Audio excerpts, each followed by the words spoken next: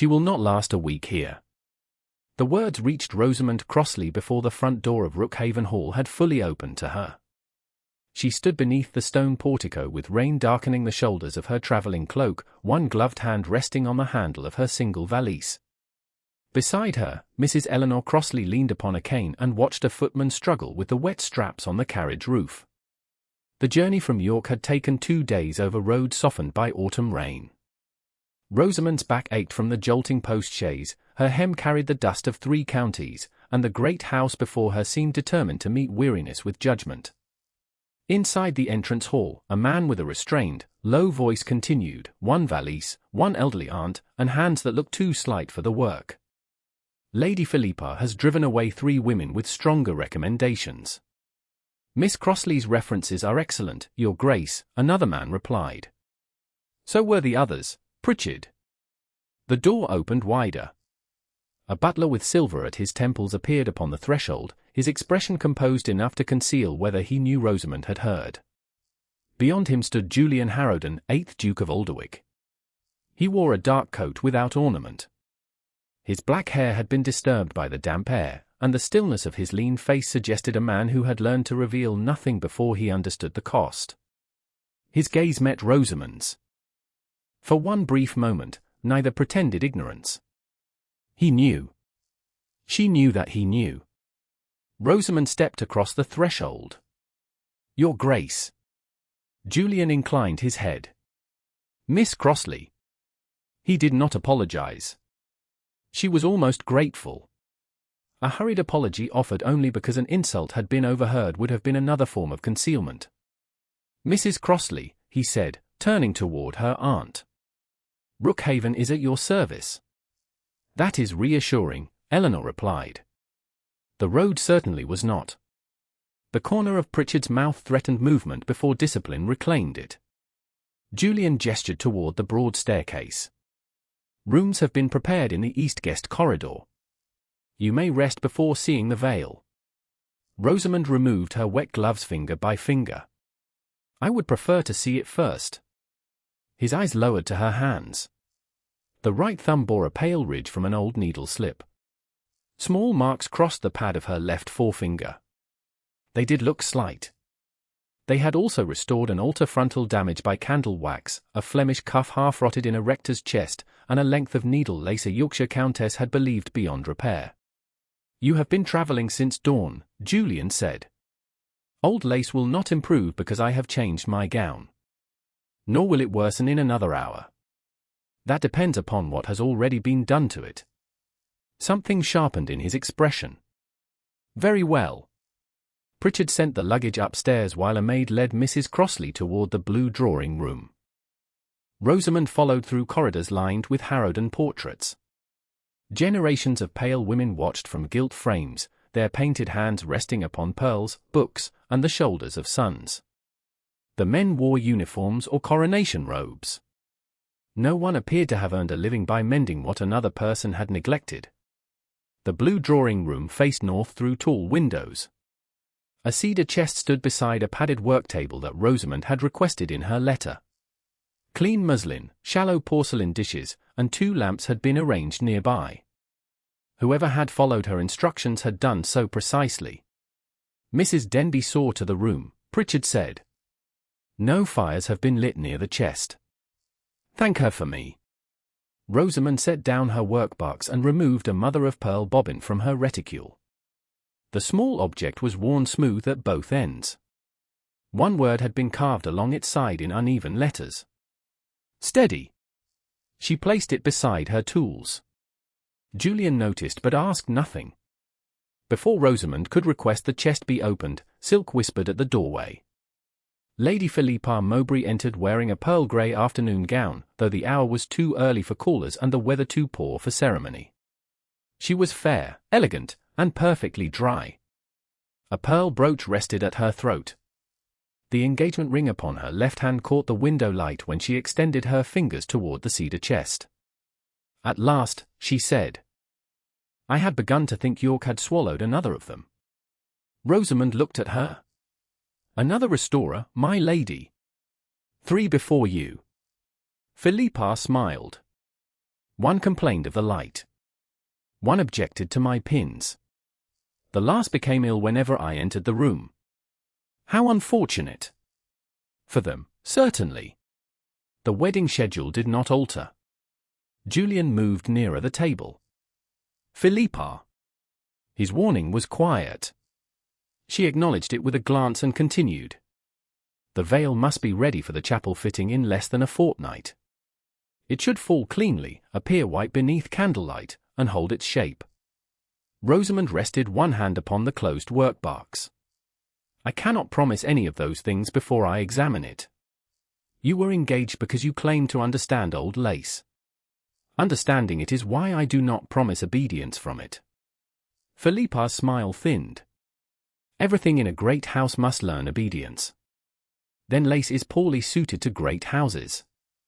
It answers only to what has been done to the thread. Pritchard lowered his gaze.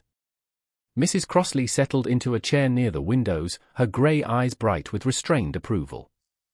Julian looked from Philippa to Rosamund, but he did not intervene. Not yet. At Rosamund's request, Pritchard unlocked the cedar chest. The scent of old wood and dry lavender rose when the lid opened. Inside lay layers of clean tissue surrounding a veil pale with age rather than whitened by artifice. Rosamund washed and dried her hands at the prepared basin. Then she unfolded the outer tissue without touching the lace itself. Brussels lace emerged in a soft, intricate border. Hawthorn branches curved around tiny crowns, each motif joined by thread finer than a hair. The workmanship had dignity. The storage had caution. The inner fold had a problem. Rosamund bent closer. A faint white bloom clung between the threads where the lace should have yielded. She used a clean ivory probe to lift one edge of the support tissue. The fold resisted. What is it? Julian asked. Someone treated this section after the veil was made. Philippa came nearer. Treated it with what? Rice starch, most likely. Rosamund examined the residue beneath the north light. Not recently. It has settled beneath later creases. Can it be removed? Perhaps. Then remove it. Rosamund looked up. Not until I know how deeply it entered the thread and what damage the stiffness has already caused. Philippa's hand closed around the edge of the table. The veil belonged to the late Duchess. It has been kept in that chest since her death. A cedar chest preserves only what is placed inside it. It cannot undo earlier handling. Julian's gaze remained fixed on the pale bloom. Could one of the previous restorers have applied it? Possibly. Would you know? Not from the lace alone. Then what do you require? Records. Household accounts. Letters concerning earlier fittings. Any instruction given to the women who worked before me. I also need the veil left in this room, untouched, until I complete a written account of its condition. Philippa gave a soft laugh. You have been inside Rookhaven for less than half an hour, and already you are issuing rules. Rosamund turned the mother-of-pearl bobbin so the carved word faced her. Rules are useful when damage has learned to hide beneath good manners. The room fell silent. Julian studied her with a new attention, no longer measuring the narrowness of her hands or the modesty of her luggage. Pritchard, he said, have the household papers searched for any mention of the veil? No one is to move it without Miss Crossley's knowledge. Philippa's eyes flashed toward him. Julian, the wedding is not an antiquarian exercise. No, he said. It is precisely why the veil must survive it. Rosamund lowered the lace back onto the tissue. She had not won trust. She had only made dismissal less convenient. Yet that was enough for the first hour. Outside, rain moved across the north windows in silver lines. Inside, the ancestral veil lay open between a future duchess who wanted it obedient, a duke who expected skilled women to leave, and a restorer who had travelled 2 days to prove that quietness was not surrender. Rosamund touched the worn edge of the bobbin with one finger. Most damage can be repaired, Your Grace, she said. But first, someone must be willing to see exactly what was done. By the following morning, the rain had thinned to a silver mist, and the blue drawing room had become Rosamund's domain in all but name. She had changed into a plain dove-colored gown and tied back the sleeves with narrow ribbons so no loose cuff could brush the lace. Mrs. Crossley sat near the north window with a packet of letters upon her lap. The ancestral veil lay open upon clean tissue at the far end of the padded table, it stiffened in a fold marked in Rosamund's written account but left untouched. She had spent the first hour examining the support threads around the hawthorn border when the door opened without warning. Lady Philippa entered in pale green silk, followed by Bess Hales, her lady's maid. Bess carried an ivory pincushion, a silver tray of dressing pins, and a shallow ribbon box. 2 footmen waited in the corridor. "The veil is to be moved upstairs," Philippa said. Rosamund did not look up at once. She finished placing a strip of muslin beneath the section in her hands, then withdrew her fingers. "No, my lady." Philippa stopped. "I beg your pardon. The veil cannot be moved to your dressing room. It is my dressing room, not a battlefield. Heat from the grate, cosmetics, perfume, hair powder, and repeated handling would place the lace at unnecessary risk. The room is brighter than this one. It faces south. The light changes too quickly and the air is warmer." Philippa glanced toward the tall windows. "You object to warmth now." "I object to conditions that alter old thread. The wedding fittings will take place in my rooms. Then the veil will join them only when it is safe." Philippa's gaze sharpened. "I did not ask whether you approved." Rosamund met her eyes. "You asked that the veil be restored. That requires my approval of how it is handled." Bess lowered her gaze to the ivory pincushion. The maid's posture was careful, almost apologetic. Philippa extended one hand. "Set the tray down." Bess obeyed. The silver pins chimed softly against one another. "If the veil cannot move," Philippa said, "then we shall begin selecting what will secure it." "Not yet. You have an objection to pins as well." "Only to unsafe ones." Philippa gave a quiet laugh. The last woman said precisely that before she left. Rosamund looked at the ivory pincushion. Its lid was carved with a spray of lilies. Inside, rows of steel dressing pins rested against faded cream velvet. Did she test them? She handled them as though they were weapons. Then she may have found something worth fearing. Mrs. Crossley raised her eyes from the letters. Philippa's smile disappeared. Rosamund took a plain scrap of silk from her workbox. It had no value and had been chosen for testing metal points. "May I examine the pins?" "They belong to me." "Then you may refuse." Rosamund placed the silk flat upon the table.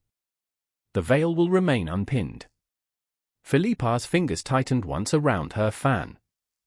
"Bess, give them to her." The maid moved the silver tray closer. Rosamund began with the smoothest pins, turning each shaft toward the north light before drawing it through the silk. The first passed cleanly. The second did the same. The third caught before it had traveled half an inch. Rosamund stopped. A single filament lifted from the fabric and clung to the metal. "There," she said. Philippa leaned nearer. "I see nothing." Rosamund rotated the pin between finger and thumb. A flattened burr interrupted the shaft near the point, no wider than a grain of sand. "This edge catches thread. It has never caused difficulty. Most damage begins before anyone notices it." Rosamund drew the silk gently backward. The burr held the filament and pulled it into a narrow loop. Bess inhaled. Philippa's expression remained composed, but her gaze fixed upon the pin with sudden attention. "Could it tear the veil?" she asked. "If it entered a loose section, perhaps not. If it entered a weakened fold and the wearer turned her head, yes." Rosamund set the pin apart from the others. "It should not be used on antique lace." "Then discard it." "It is not mine to discard. You have just called it dangerous. Which is why its condition should be remembered." Philippa looked toward Bess. "Put it back." The maid hesitated. Rosamund saw the pause and understood that Bess had already learned how costly hesitation could become in Lady Philippa's service. First, Rosamund said, "I will mark its position." She counted the rows inside the ivory case. Second row, fourth place from the left. Then she turned the pin once more so Mrs. Crossley and Bess could see the burr. "This is the pin I am rejecting." "You make a ceremony of everything," Philippa said. "Only of things people later claim they were never told." Footsteps sounded in the corridor. Julian entered with Pritchard behind him. He had changed from riding clothes but still carried the cold air of the morning with him. His gaze moved from Philippa's face to the silk scrap caught upon the pin. "What has happened?" Philippa answered first. "Miss Crossley has decided my dressing room is unfit for my own wedding veil. She has also condemned my pins." Julian looked at Rosamund. "On what grounds?" "Heat, cosmetics, perfume, and uncontrolled handling for the room." She lifted the damaged pin. "A flattened burr for this." Julian came closer but stopped at the boundary of the work table. "Show me." Rosamund drew a fresh thread of silk across the shaft. It caught immediately. Julian's expression altered. Not surprise. Recognition. Would that damage the veil? Under strain, almost certainly. Philippa folded her fan. She has already given that opinion. Julian looked at her. "Then why is the pin still here?" "Because it belongs to me. Ownership does not make it safe." The words landed without heat, which gave them greater force. Philippa's chin lifted. "You are taking the judgment of a woman who arrived yesterday over mine." "On lace restoration, yes." The room became still. Julian turned toward Rosamund. "Miss Crossley is the lace restorer entrusted with my mother's veil. Her judgment governs its handling. It was not tenderness. It was authority used correctly." Rosamund felt the difference. She had been defended before by men who enjoyed the appearance of rescuing a woman. Julian did not rescue her. He placed responsibility where it belonged. "The veil remains in this room," he continued. "No fitting will take place elsewhere unless Miss Crossley approves it." Philippa's face went pale beneath the delicate color of her cheeks. "And my pins?" "She has rejected one. Do not use it." "You speak as though I intended harm." "I speak as though warning prevents it." His gaze returned to the damaged shaft.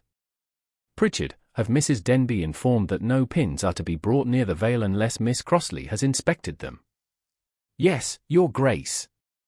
Philippa looked at Rosamund. "You have acquired a great deal of power in one morning." Rosamund set the silk scrap beside her written account. "No, my lady. Only responsibility. Power may ignore consequences. Responsibility cannot." For one instant, anger broke through Philippa's polish. Then she extended her palm. "Return the pin." Rosamund did not refuse. She turned the steel shaft so the point faced away and laid it across Philippa's gloved hand. "Second row, fourth place from the left." Philippa passed it to Bess. "Put it where it belongs." Bess opened the ivory pincushion. Rosamund watched as the maid returned the pin to the exact empty place in the second row. No object changed hands without being seen. No one could later claim the damaged pin had disappeared. Philippa closed the lid. "I hope this satisfies your need for order." "Order is useful," Rosamund said. "Memory is less reliable when pride is involved." Julian's gaze rested upon her for a fraction too long. Philippa noticed. She turned toward him. "Are we finished?" "For this morning," he said. She left without offering her arm to Bess. The maid gathered the silver tray and ribbon box, then followed with the ivory pincushion held tightly in both hands. At the threshold, Philippa paused. "The chapel fitting will occur before the second week is over." Rosamund returned to the veil. "If the lace is ready." "It will be." "That is not a decision either of us can make by wishing."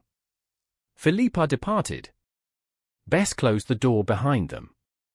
In the corridor, the ivory lid snapped shut.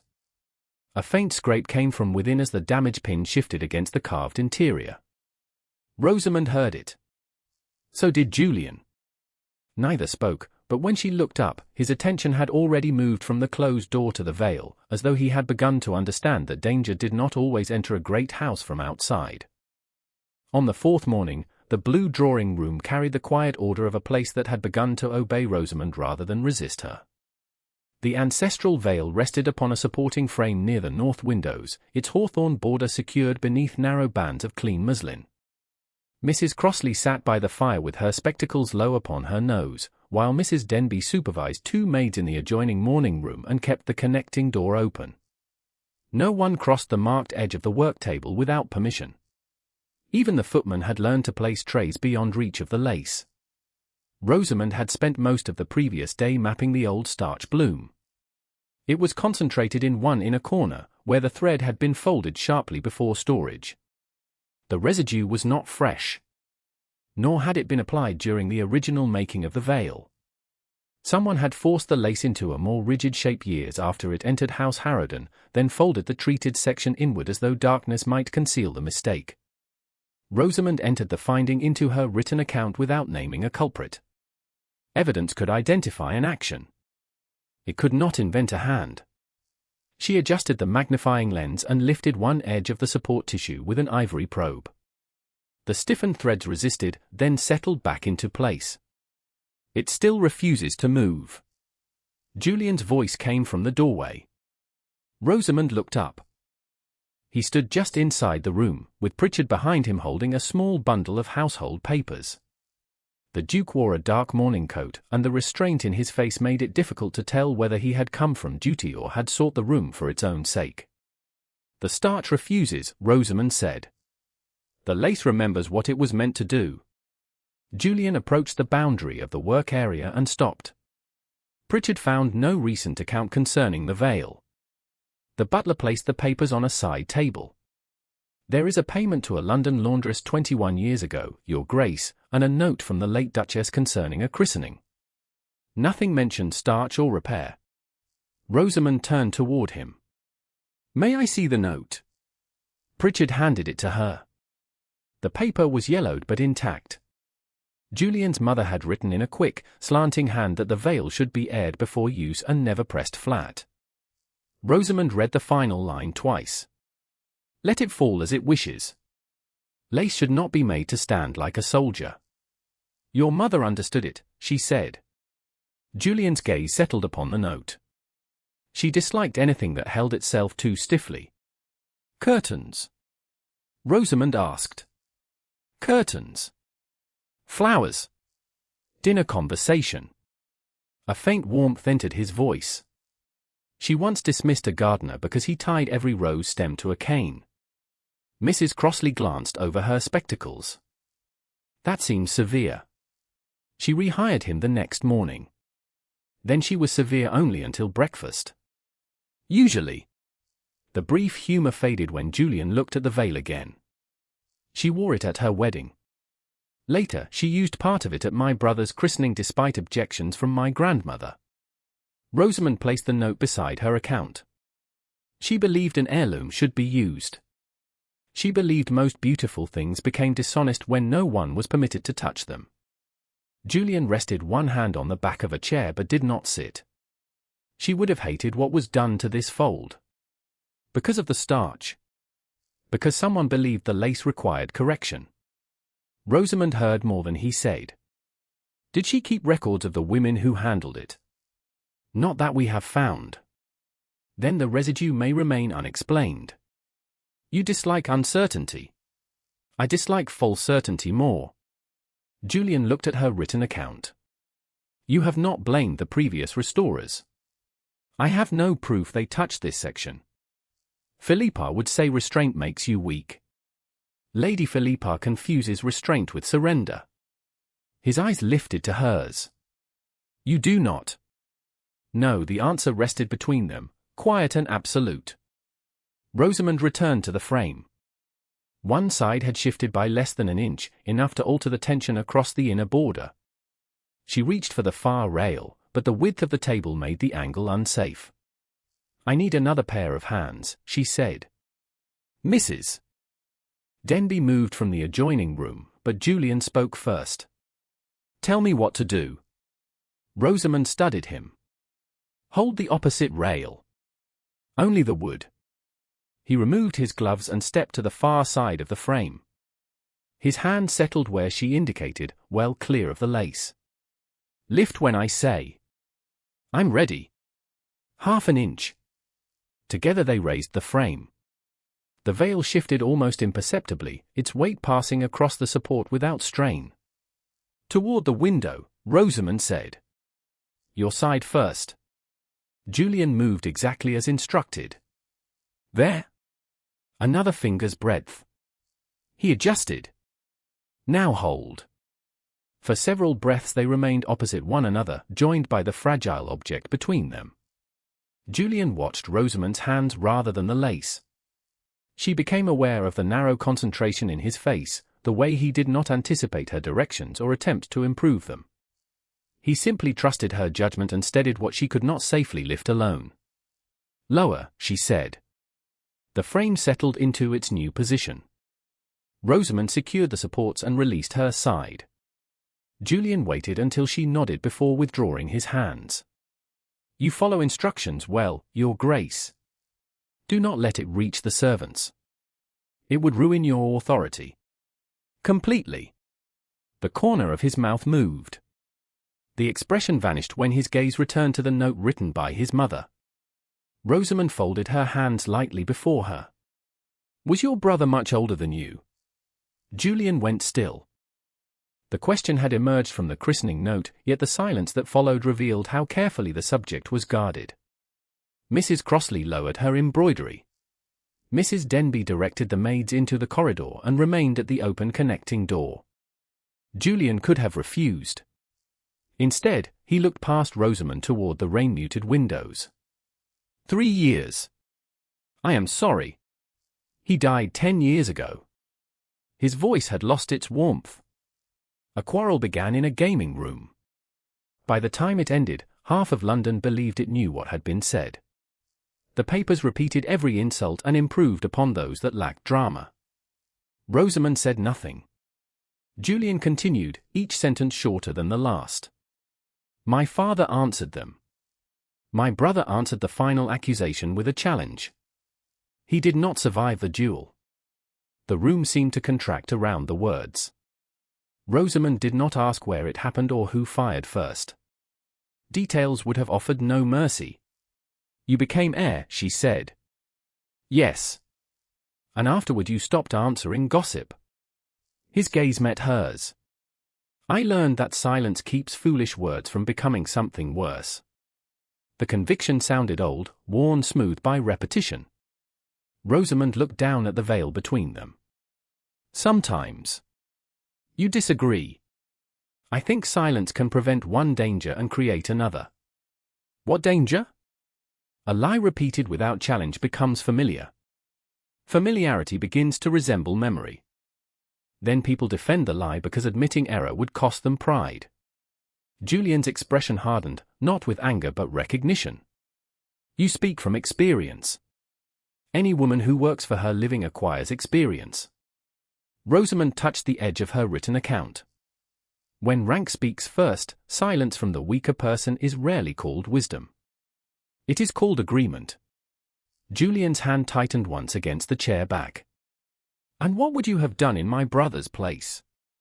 I do not know. Her answer came without hesitation. I did not live his fear, and I will not claim courage for choices I never faced. Something eased in Julian's face. You refuse easy judgment. I have received enough of it to understand the cost. Silk whispered in the doorway before he could answer. Philippa stood beneath the arch in a cream walking dress, with Bess several steps behind her. The ivory pincushion was not visible, but Rosamund remembered exactly where the damaged pin had been returned. Philippa's gaze moved from Julian's bare hands to the frame they had shifted together, then to the note beside Rosamund's account. Have I interrupted a family remembrance? She asked. Julian put on his gloves. Miss Crossley found a note from my mother. How fortunate. The dead Duchess can now direct the restoration herself. The cruelty of the remark lay in its elegance. Rosamund saw Julian hear it. His shoulders went rigid, yet he looked toward the veil instead of at Philippa. The note confirms the lace should fall naturally, he said. Then the note agrees with Miss Crossley. Philippa stepped closer. How convenient for them both. Julian's jaw tightened. He did not rebuke the insult to his mother. He defended only the object. The veil will not be stiffened. Rosamund felt the omission more sharply than the words. He could protect the lace because rules gave him safety. To protect memory, grief, or a woman standing before him required conflict he still feared. Philippa recognized his retreat. Satisfaction appeared briefly in her eyes. I am not asking anyone to dishonor a relic, she said. I am asking how it will appear when I enter the chapel. She looked directly at Rosamund. Can it be made stiffer, whiter, and more French? Rosamund did not answer Philippa at once. She looked instead at the ancestral veil, at the soft fall of the Brussels lace, at the narrow section where old starch had once forced obedience from the thread. No, my lady, she said.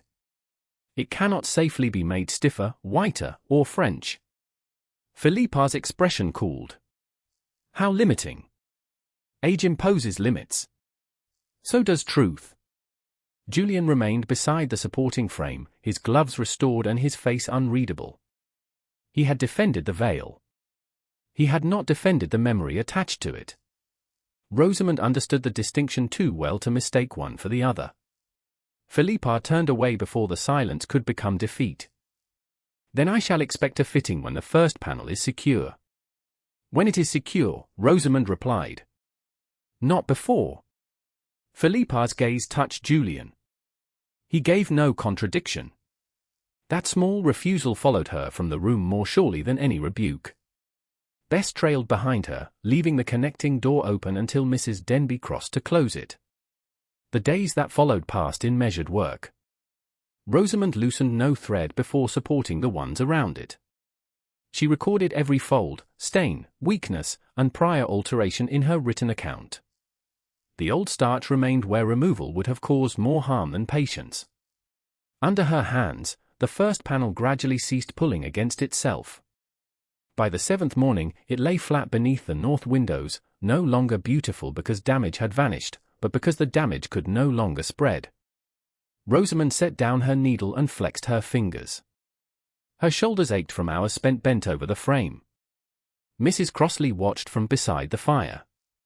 You have reached the number that interested His Grace. Numbers interest people when they expect them to prove someone else wrong.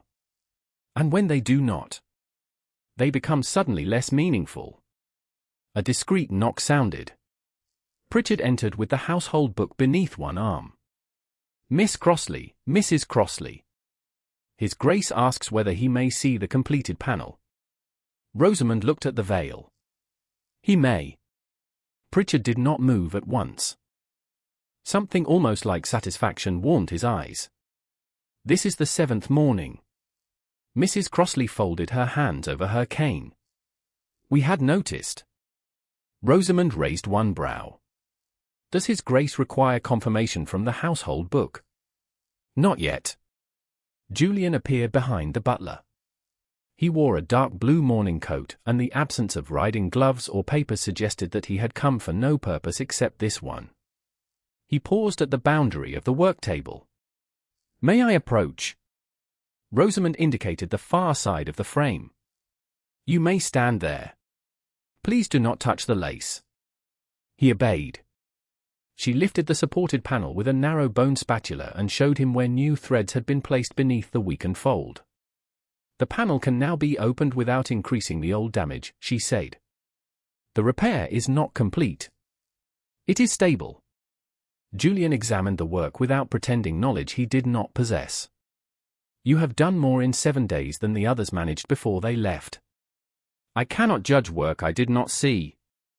They did not fail because of the lace. Rosamund lowered the panel. Then why did they leave?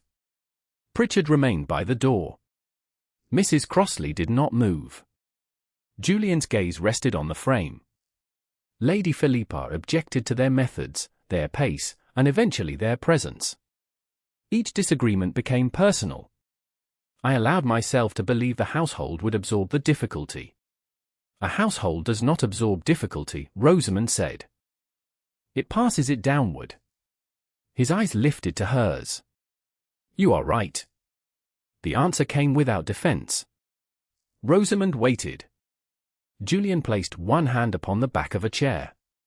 I also owe you an apology. For which judgment? A faint shadow crossed his face. For deciding you would leave before I saw what you could do.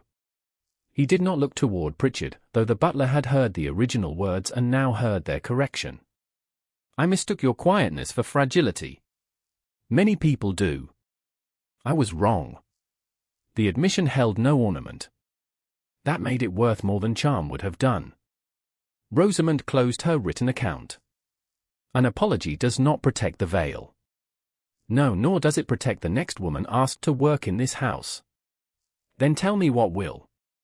She drew a clean sheet from her portfolio. No starch of any kind is to be brought near the veil. No pin may touch it unless I have examined that pin. The veil is not to be moved without my knowledge. Any fitting must take place with Mrs. Denby or Mr. Pritchard present. If Lady Philippa objects, the answer must come from you. I will not be made insolent for enforcing instructions you approved. Julian listened without interruption. Anything else? No servant is to be punished for reporting a breach of those conditions. Pritchard's attention sharpened. Julian looked toward him. Enter the instructions in the household book.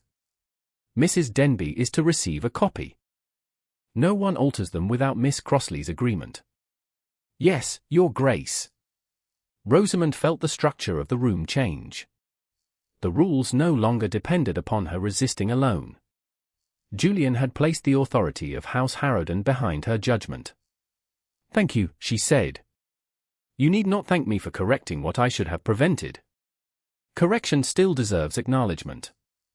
His expression softened, though he did not smile. You make generosity sound severe. Only when it arrives late. Footsteps sounded in the corridor before he could answer. Philippa entered with Jasper Mowbray beside her. Rosamund had seen him at a distance the previous evening, but this was her first close view. He was fair like his sister, broad-shouldered, and elegant in the manner of a man who believed every room had been arranged to receive him. So this is Miss Crossley, he said. The celebrated restorer who has placed Rookhaven under regulations. Lord Darnford, Rosamund replied. Jasper's gaze moved over her plain gown and unadorned hands. My sister tells me the veil may not be touched, moved, pinned, warmed, folded, or admired without permission. Admiration remains unrestricted. Mrs. Crossley lowered her head, but not quickly enough to conceal amusement. Philippa looked at the open household book. What has been decided without me? Julian answered. Miss Crossley's handling rules are now household instructions. For my wedding veil. For the Alderwick veil. Her mouth tightened. You draw distinctions very carefully when she is present. The distinction existed before Miss Crossley arrived. Jasper leaned one shoulder against the mantel. Surely a future Duchess may decide how an heirloom is worn. She may decide whether to wear it, Rosamund said. She may not decide to damage it. Jasper's smile thinned. You speak boldly for a hired woman. Rosamund met his gaze. I was hired because no one in this room can do what I do. Silence followed. Philippa's hand closed around her fan. Julian stepped toward the table, not in front of Rosamund but beside the authority he had already given her. Miss Crossley's commission comes from me. Her judgment governs the restoration. Jasper looked at him. You place great confidence in someone who arrived with one valise. Rosamund felt Julian hear the echo of his own words. His face changed. I placed too little confidence in her when she arrived. Pritchard's eyes lowered to the household book. Julian continued, "That error will not be repeated." Philippa stared at him. For the first time since Rosamund had entered Rookhaven, the future Duchess looked uncertain of her command over the house. She turned to the veil. "When may I wear it?" "A light draping may be possible on the 12th day," Rosamund said. "Only if the next weakened section remains stable. Then the fitting will occur on the 12th day." Julian looked at Rosamund before answering. "If Miss Crossley says it is safe." Philippa inclined her head with perfect obedience. The expression in her eyes promised none. She left with Jasper, and their voices faded along the corridor. Pritchard closed the door behind them. Rosamund gathered her tools and stepped onto the low platform beside the work table to inspect the upper edge of the frame. When she descended, the hem of her gown caught beneath her shoe. Julian moved forward, then stopped. He offered his hand without touching her. Rosamund looked at his open palm. The first day, he had seen slight hands and expected failure. Now he waited for one of those hands to choose his. She placed her fingers in his. His grip closed carefully around them, warm and steady as he helped her down. The task required only a moment. Neither released at once. Julian's gaze held hers, and Rosamund became aware of the stillness around their joined hands. Not silence used to hide. Silence that asked. She withdrew first. "The next 5 days will test the rules you have written," she said. "Then I will see that they hold." Beyond the closed door, Philippa stopped Bess beneath the portrait of the late Duchess. "No Duchess of Alderwick will enter the chapel beneath a veil governed by a paid woman," she said softly. Bess's hands tightened around the ivory pincushion.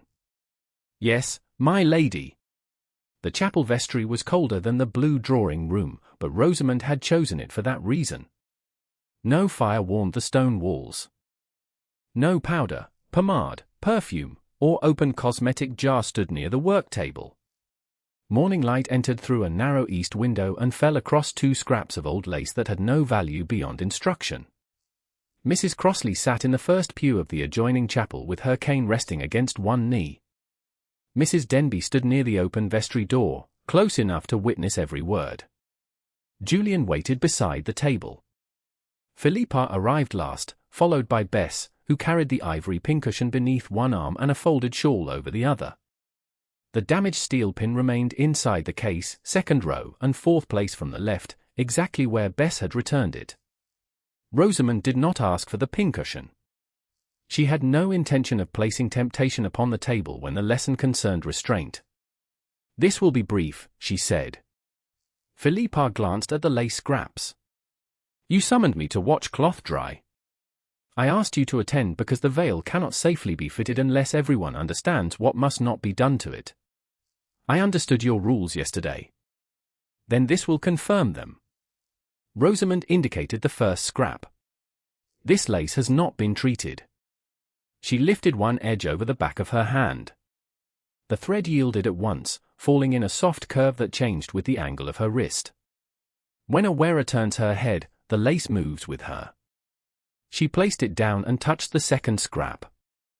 "This one has been brushed with a weak rice starch and allowed to dry." Philippa leaned nearer. The treated lace appeared only slightly paler, but it held the fold Rosamund had pressed into it the previous evening. "It looks cleaner," Philippa said. "It looks obedient," Rosamund replied. "That is not the same thing." Julian's gaze moved from the stiffened scrap to the ancestral veil's absence, as though he imagined the same treatment hidden among the hawthorn threads. Rosamund lifted the starch lace. It resisted the curve of her hand. Old thread has already surrendered some strength to time. Starch binds the fibers together. When the lace is asked to move, the strain does not spread naturally. It gathers where the fold is weakest. She bent the untreated scrap gently. It followed her fingers. Then she bent the starched one by the same degree. A faint dry crackle sounded in the vestry. Bess looked down at the ivory case. Philippa's expression did not change. "Could a small amount be used without anyone seeing it?" she asked. Rosamund met her eyes. The question was too precise to be dismissed as vanity. Fresh rice starch may be difficult to see at first, especially against pale thread. It reveals itself through stiffness, a powdery bloom, and the way the lace refuses to fall. And by smell? Philippa asked. Pure rice starch has little scent. Then rosewater would conceal it. Mrs. Denby's attention sharpened. Rosamund kept her voice even. Rosewater would not conceal the treatment. It would merely leave another sign of where the mixture had been prepared or applied. Philippa touched the pearl brooch at her throat. You make every improvement sound like evidence of a crime. Only improvements made against the nature of the material. Julian looked at Philippa. There will be no starch. You have said so. I am saying it again because you are searching for ways it might escape notice. Color rose slowly beneath Philippa's fair skin. I am asking how the substance behaves. Miss Crossley has spent a week insisting knowledge is not guilt. Rosamund heard the attempt to turn her own caution into protection for Philippa. She refused the invitation. Knowledge is not guilt, she said. What a person chooses after receiving the warning is another matter. Silence settled between the stone walls. Bess shifted the shawl against her arm. Rosamund reached for a smooth bone pin and held it where all could see. This shaft has no rough edge. It enters the lace without gripping a single thread. She guided it through the untreated scrap and withdrew it cleanly. At the fitting, only pins I have examined may be used. Philippa tapped one finger against the ivory lid. Even if mine have held silk for years. Silk and antique lace are not the same. You object to everything I own. Only to what may cause damage. And if I prefer a sharper fall around the face. A temporary silk support may be placed beneath the border during the fitting. Nothing will be painted, starched, pressed, or forced. Philippa gave a small smile. You use that word often. Because damage often begins when someone with authority refuses to hear no. Julian's posture changed almost imperceptibly. Rosamund knew he had heard the larger meaning, but before he could speak, her needle slipped against the tension scrap. The point entered the pad of her left index finger. Pain flashed sharp and clean. She withdrew her hand. A bead of blood appeared. Mrs. Crossley rose halfway from the pew. Julian moved at once, then stopped before crossing the table's edge. May I? He asked. Rosamund looked at him. His hands remained open. He did not assume that urgency granted permission. Yes. Mrs. Denby took a strip of clean linen from the small work basket and gave it to him. Julian stepped beside Rosamund. His fingers closed lightly around her hand, careful not to press the injured place. The warmth of his touch startled her more than the puncture had. He wound the linen once around her finger, tied it too loosely, then adjusted the knot. Does that hurt? He asked. No, you would tell me if it did. I told Lady Philippa no before I had removed my travelling cloak. A quiet breath of amusement escaped him. Then I believe you. The moment should have ended there.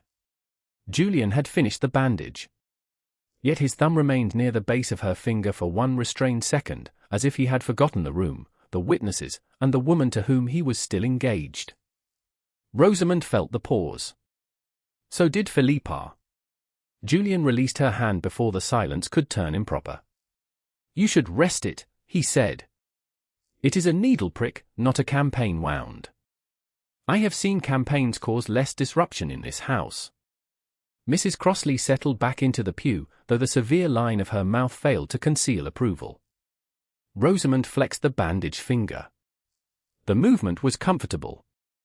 As she reached for the bone pin with her right hand, Julian noticed the mother-of-pearl bobbin beside her workbox. She had brought it to hold the fine support thread needed for the demonstration. The carved word faced upward. Steady. Did you mark that yourself? He asked. My mother did. Rosamund turned the bobbin between her fingers.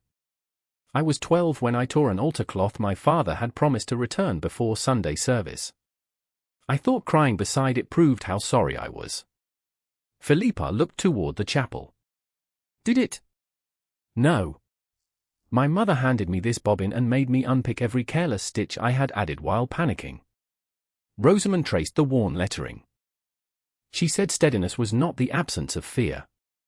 It meant fear did not decide what one's hands would do next. Julian looked at the bandage around her finger. She sounds formidable. She had very little money and no patience for despair that created more work. And did you repair the altar cloth? By Saturday evening. Then she was right. She usually was. The tenderness of memory passed through Rosamund before she could hide it. Julian saw. His expression softened, not with pity but recognition. Steadiness should not be mistaken for willingness to suffer, he said. Many people find the confusion useful. I will try not to be among them. The promise was quiet. Rosamund did not reward it with trust. Promises made in a vestry were easier than choices made before witnesses. Still, something within her shifted enough to notice the care with which he stepped back from her work table. Philippa closed the ivory pincushion. Are we finished? For today, Rosamund said. The light draping may proceed on the 12th day if the veil remains untouched until then. Julian answered before Philippa could. It will remain untouched. Philippa looked at him, then at the linen around Rosamund's finger. Confidence seems to come easily in this room. Not confidence, Rosamund said. Conditions. Philippa left with best clothes behind. That afternoon, in the pale warmth of her dressing room, Philippa sat before the long mirror while Bess unfastened the pearl brooch from her gown. The ivory pincushion lay open upon the dressing table. Its pins formed orderly rows against faded velvet. The damaged steel pin remained second row, fourth place from the left, its flattened burr hidden unless the shaft was turned toward the light. Philippa watched Bess's reflection rather than the pins. You heard what Miss Crossley said about rice starch. Bess's hand slowed. Yes, my lady. Prepare a small bowl tomorrow. Bess looked up. For what purpose? A private trial. His Grace gave an instruction. His Grace forbade starch near the veil. Philippa selected a bottle of rosewater and set it beside the ivory case. I have not asked you to touch the veil. Bess stared at the bottle. How much should I prepare? Enough to hold a fold. Philippa closed the pincushion lid over the steel pin. And use rosewater. I should not like the room to smell of rice. By the evening of the musicale, the blue drawing room had been transformed so thoroughly that Rosamund might have doubted it was the same chamber in which she had spent 10 days bent over old lace. The supporting frame remained near the north windows, but Mrs. Denby had arranged a braided silk barrier several feet away so no guest could drift close enough to catch the veil with a sleeve or fan. The ancestral lace lay beneath clean muslin, untouched since the vestry demonstration. Silver branches held dozens of candles. The pianoforte stood open. County families arrived in polished carriages, bringing damp wool, perfume, laughter, and the particular curiosity respectable people reserved for scandal they could still pretend not to seek. Rosamund wore a dark blue gown with narrow cuffs and no ornament beyond a small jet brooch that had belonged to her mother. The puncture on her left index finger had nearly healed, though the place remained tender when she bent it. Mrs. Crossley stood beside her near the work table, severe in grey silk and entirely unimpressed by rank. You are being displayed, she murmured. The veil is being displayed. The veil is covered. Rosamund glanced toward Lady Philippa, who stood beneath the chandelier greeting guests. Then perhaps I am the cautionary exhibit. Before Mrs. Crossley could answer, Philippa approached with 3 ladies and a gentleman gathered around her. You must meet Miss Crossley, she said brightly. She is the woman paid to mend what finer hands once made. The words were polished enough to sound generous until their meaning settled.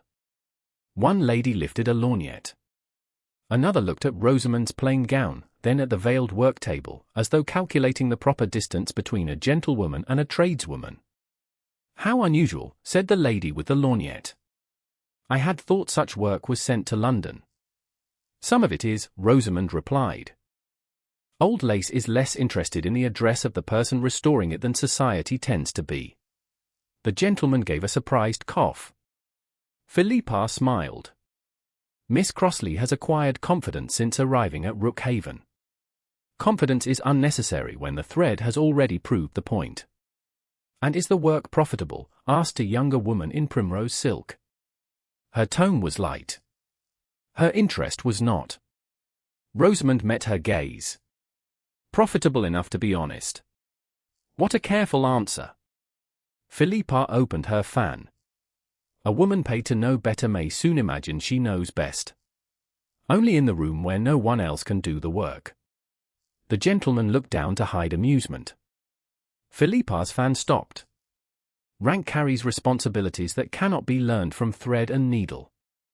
Neither can thread be governed by rank. The lady with the lorgnette leaned nearer. Surely proximity to a ducal wedding offers opportunities beyond restoration.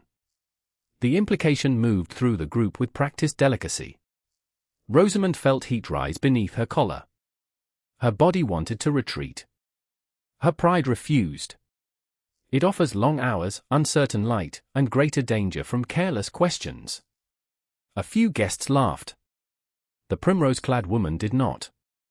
You are very composed, Miss Crossley. Composure is useful when one's income depends upon other people behaving badly. Mrs. Crossley lowered her head, but her shoulders betrayed approval. Philippa's smile thinned. You speak boldly for a paid woman in another family's house. My commission requires me to speak before damage is done. And if the future Duchess disagrees, then the lace remains safer than the future Duchess's pride. The music at the pianoforte faltered. Conversation near the windows fell silent. Jasper Mowbray stood by the mantel, watching with the satisfaction of a man who had expected humiliation and had not yet decided whether Rosamund's resistance improved the entertainment. Philippa closed her fan. A restorer should remember the difference between expertise and place. Julian's voice came from behind the guests. Place does not alter expertise. He crossed the room without haste, yet the group opened before him. Rosamund saw his gaze take in Philippa's rigid posture, the faces turned toward her, and the covered veil beyond the barrier. Miss Crossley's authority over the Alderwick veil comes from knowledge she has earned, he said. This household will not mistake payment for inferiority. Philippa turned toward him. I was speaking generally. Then I am answering generally. His tone remained level. Any person entrusted with preserving something valuable to House Harrowden will be treated with the respect required for that duty. Rosamund felt the shift move through the room. The ladies who had looked at her as a curiosity adjusted their expressions with the speed of people discovering that cruelty had become unfashionable. Julian did not offer Rosamund his arm. He did not place himself before her as though she had failed to defend herself. He stood beside the principle she had already stated. That difference mattered. How loyal of you, Philippa said. To the veil. Julian looked at her. To what is right. For a moment, no one spoke. Then he turned toward the pianist, who waited with her hands above the keys. Miss Crossley mentioned yesterday that my mother preferred Haydn to the Italian pieces selected for this evening. Rosamund stared at him. She had made the remark only once, while adjusting the hawthorn border. Julian had been reading letters across the room. She had not known he listened. Would you play the slow movement from the sonata in E-flat? He asked. The pianist bowed. Certainly, Your Grace. Julian looked at Rosamund. Unless you object. I do not. The first notes entered the room softly. Guests turned toward the instrument, but the social correction had already occurred. Rosamund was no longer merely the woman standing beside covered lace. Her memory, taste, and professional judgment had altered the evening. Philippa understood. Her hand tightened around the folded fan. Your mother's preferences have been carefully preserved, she said. Julian held her gaze. They have been remembered. Philippa looked away first. The musicale continued. Rosamund answered sincere questions about Brussels lace and refused the insincere ones with equal calm. A baronet's wife asked whether old thread could ever be made new. Rosamund replied that restoration could preserve strength and beauty, but pretending age had never happened usually caused greater harm. The answer drew thoughtful silence from one guest and an irritated glance from Philippa. By the time the final piece ended, Rosamund's back ached from standing and her injured finger throbbed faintly beneath its healed surface. She remained composed until the guests began moving toward the dining room for refreshments. Then she slipped through the side door into a narrow antechamber beyond the music room. The chamber held 2 straight-back chairs, a console table, and 1 lamp turned low. Rosamund closed neither door. Mrs. Crossley remained visible through the adjoining arch. Only when Rosamund placed both hands against the edge of the table did the trembling begin. It traveled through her fingers first, then into her wrists. Not fear. Not weakness. The delayed cost of standing beneath 20 assessing faces while refusing to become smaller. She stared at her hands. You need not hide here. Julian stood at the doorway. Rosamund straightened. I am not hiding. Then I have misunderstood the purpose of an empty antechamber. It is the only room in Rookhaven where no one presently requires an opinion from me. He entered but remained several feet away. The open door preserved propriety. His gaze dropped to her hands.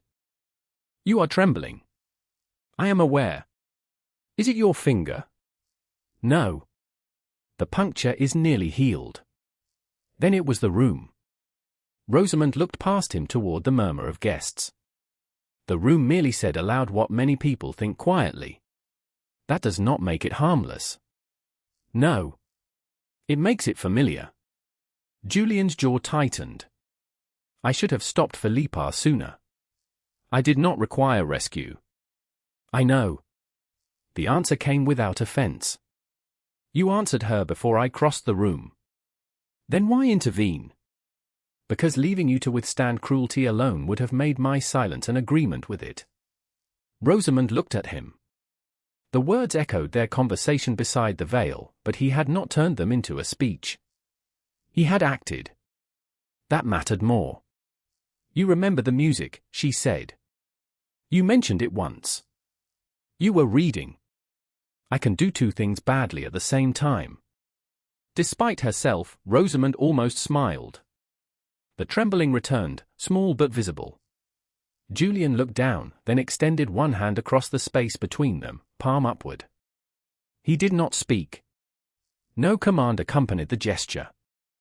Rosamund stared at his hand. Strong. Empty. Waiting. She thought of every kindness that had concealed an expectation, every protector who had wanted gratitude more than justice. Julian remained still. Rosamund placed her hand in his. His fingers closed gently around hers.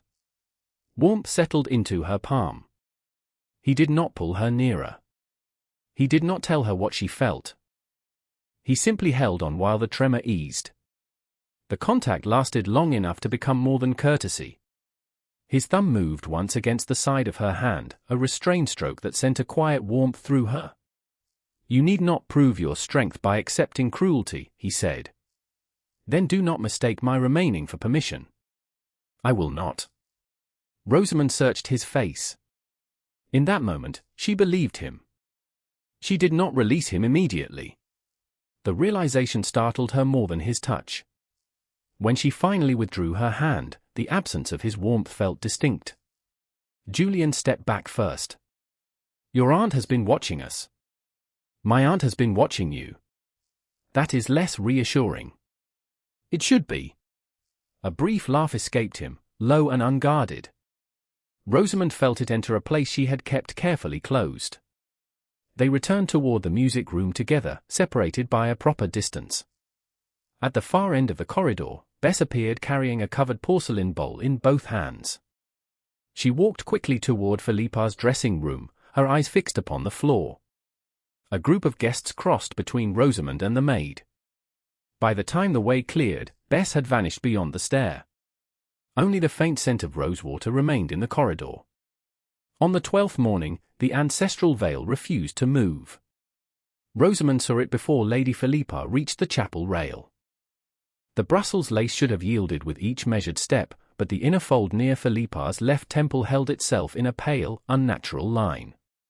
Morning light entered through the narrow east windows and struck a faint white bloom along the thread. Beneath the beeswax and cold stone came the sweet scent Rosamund had noticed in the corridor after the musicale. Rosewater.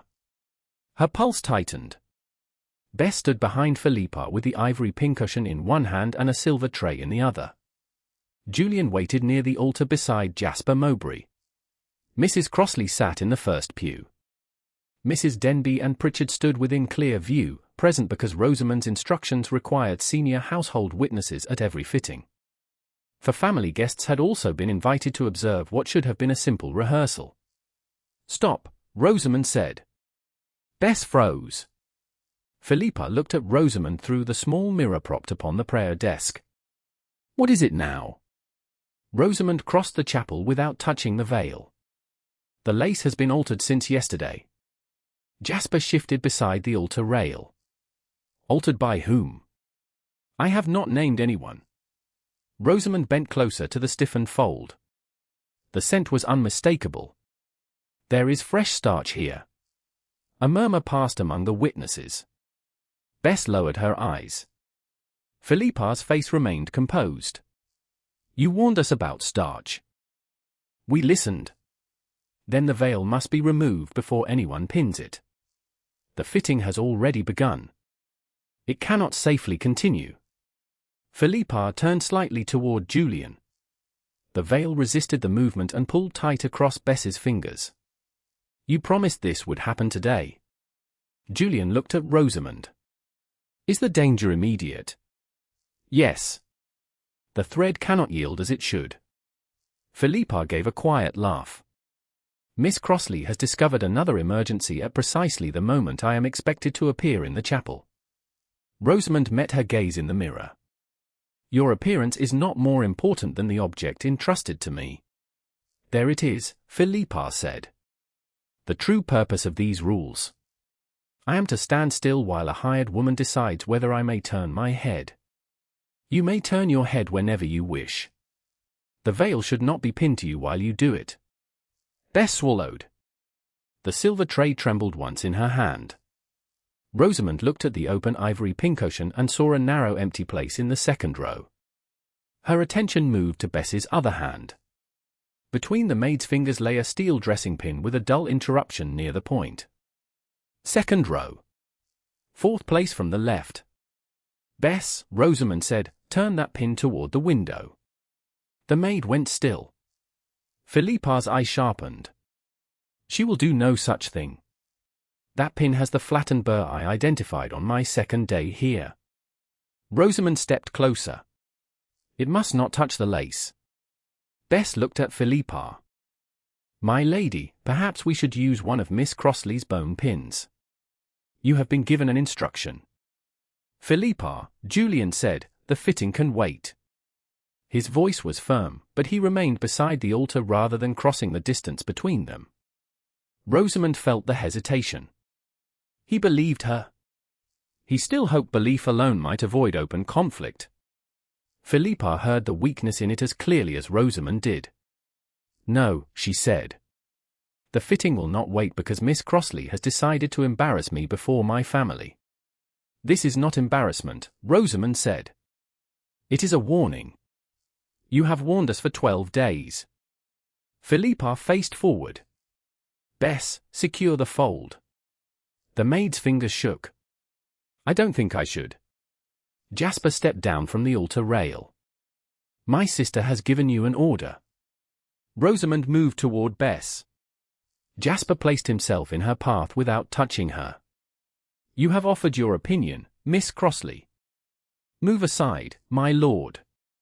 My sister is not one of your work tables." "No. She is wearing a weakened heirloom that someone has stiffened against explicit instruction." Julian's voice cut across the chapel. "Jasper, stand back." Jasper obeyed, though his smile turned cold. Rosamund reached Philippa just as Bess guided the steel pin through the fold near the left temple. The point entered. The shaft resisted. Bess stopped breathing. "It's caught." Do not pull it, Rosamund said. Keep your hand still. Philippa turned toward the mirror. The starched lace did not turn with her. For one suspended instant, the fold held against the burr. Then came a sound so small that the witnesses leaned forward to be certain they had heard it. A dry thread giving way. Another followed. The restored fold opened in a pale, jagged line. Bess gasped and released the lace. The steel pin remained caught at the beginning of the tear. Rosamund's hands went cold. Air failed to enter her lungs for one terrible beat. 12 days of patience, support, and warning lay split before her. She felt grief first. Then training returned. No one touch it, she said. Philippa tore the veil from her hair. Look what you have done. Rosamund caught the supporting muslin beneath the falling lace before it struck the prayer desk. Do not fold it. You weakened it. Philippa's voice rose beneath the stone vault. You handled every thread. You delayed every fitting. You have ruined the veil. Every face turned toward Rosamund. The accusation entered the room faster than truth could follow. She forced her breathing to steady. The starch made the fold rigid. The damaged pin caught the thread when you moved. A convenient explanation from the woman who had custody of it.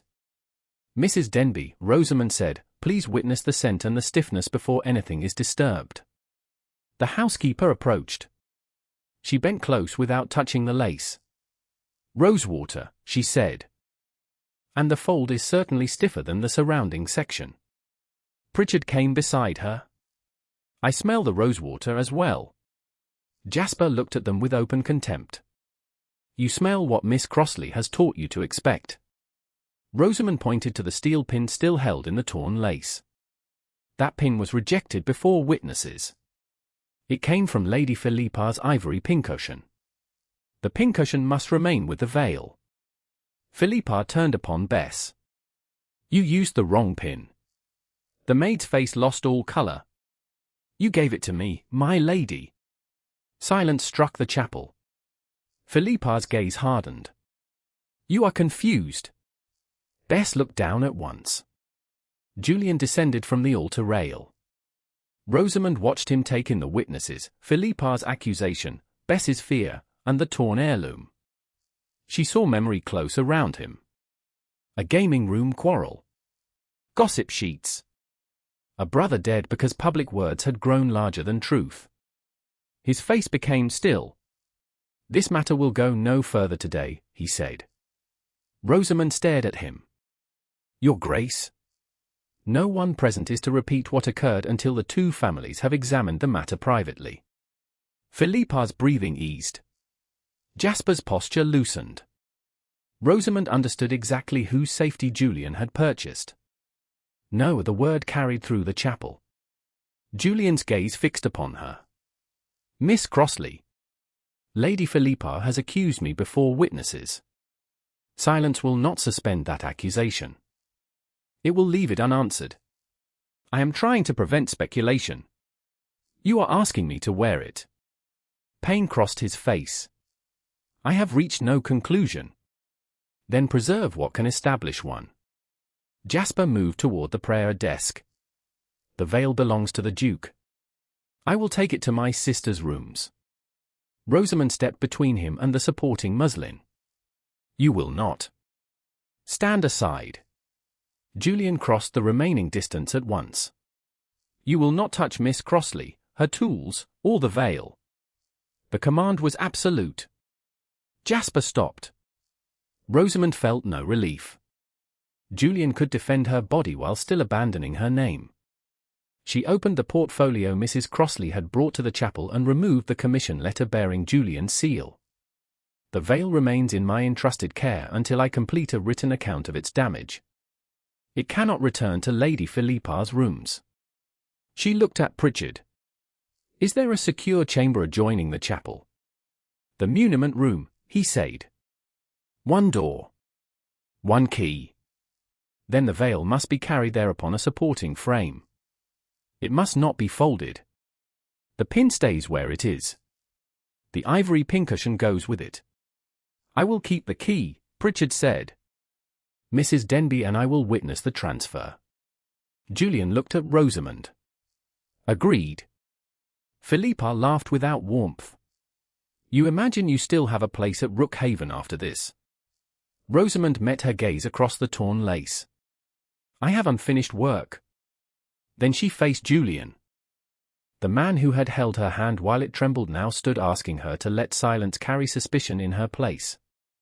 I will remain until the veil is protected and the truth is recorded, she said. But I will not disappear for your convenience. Mrs. Denby and Pritchard brought the supporting frame. Rosamund guided the damaged lace onto it without removing the trap pin. Bess closed the ivory pincushion and placed it beside the veil. Together they carried both objects through the adjoining passage into the muniment room. Pritchard locked the door and kept the only key.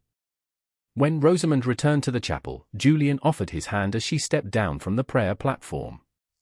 She looked at the palm that had once waited so patiently for her choice. This time, she passed him without taking it. Morning entered the blue drawing room without warmth. The fire had been lit, yet Rosamund still felt cold where Julian's offered hand had remained untouched in the chapel. Mrs. Crossley sat beside the hearth with her cane across her knees. Mrs. Denby stood near the work table, not pretending to busy herself with linen or accounts. The ancestral veil was no longer there. It remained locked in the muniment room beside the chapel, spread upon its supporting frame exactly as it had been carried from the fitting, with a damaged steel pin still caught in the torn fold and Lady Philippa's ivory pincushion placed beside it. Pritchard held the only key. Rosamund had slept little. Each time she closed her eyes, she heard the delicate break of old thread and saw every face in the chapel turn toward her before anyone asked what had been done. A knock sounded. Julian entered alone. His coat was perfectly arranged, but fatigue had settled around his eyes. He stopped several feet from Rosamund. May I speak with you? You may speak here. His gaze moved briefly toward Mrs. Crossley and Mrs. Denby. He accepted the witnesses without protest. I did not believe you damaged the veil. Rosamund said nothing. I knew Lady Philippa's accusation was unjust, he continued. And still I asked for silence. His voice remained controlled, but not defended. I protected my name and left yours exposed. Mrs. Crossley's fingers tightened once around the head of her cane. Julian looked only at Rosamund. I made my fear your burden. I was wrong. The apology reached the place his command had wounded, but Rosamund did not mistake recognition for repair. Your fear gave Lady Philippa time to make her accusation sound reasonable. I know. It told every witness that my honor could wait while two families decided what was convenient. Yes. He did not soften the answer. Rosamund had expected explanations about his brother, the duel, the papers. He offered none. That restraint mattered. Do you expect forgiveness? She asked. No, the word came at once. I expect to correct what I can. Then begin with action. Julian inclined his head. Tell me what is required. Rosamund had considered the conditions through most of the night. Bess is not to be questioned alone by you, Lord Darnford, or Lady Philippa. She is not to be dismissed, sent from Rookhaven, or returned to Mowbray Land before she chooses whether to speak. No member of either family is to approach the veil, the pin, the pincushion, or anything found in Lady Philippa's dressing room. And you will not confront Lady Philippa before we know what Bess says freely.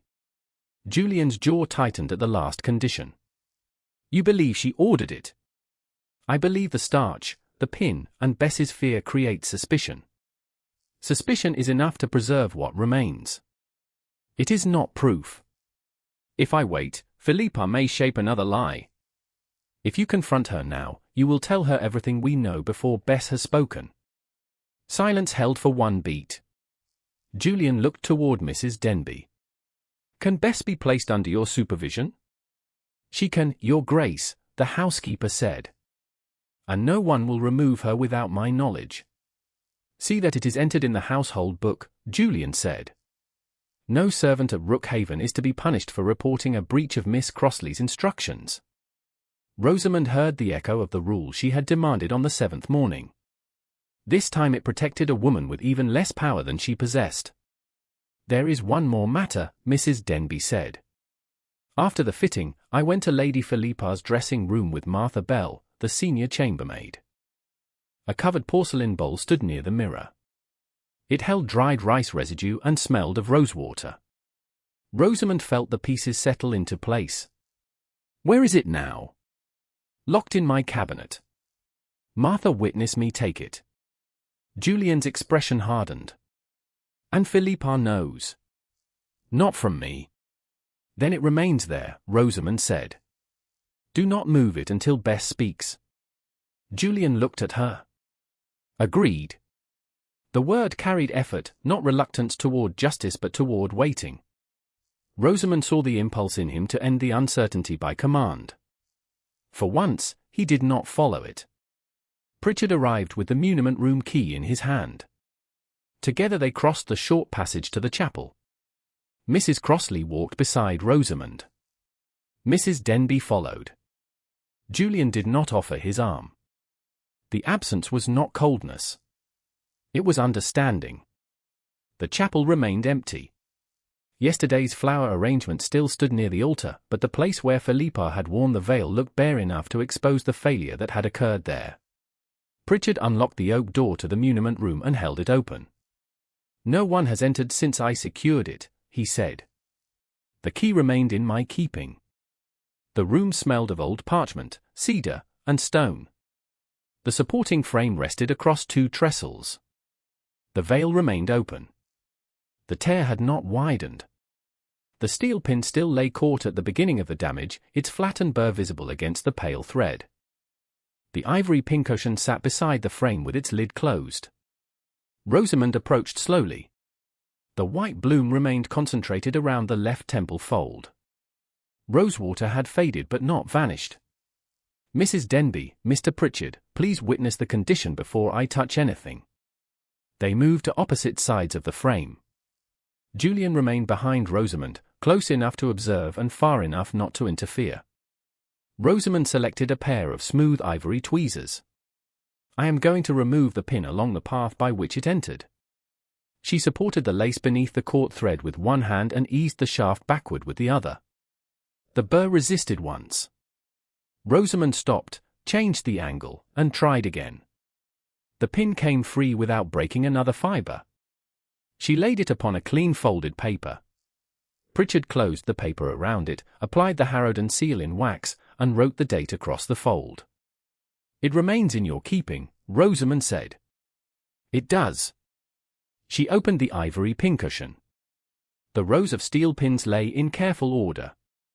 One narrow space stood empty in the second row, 4th place from the left.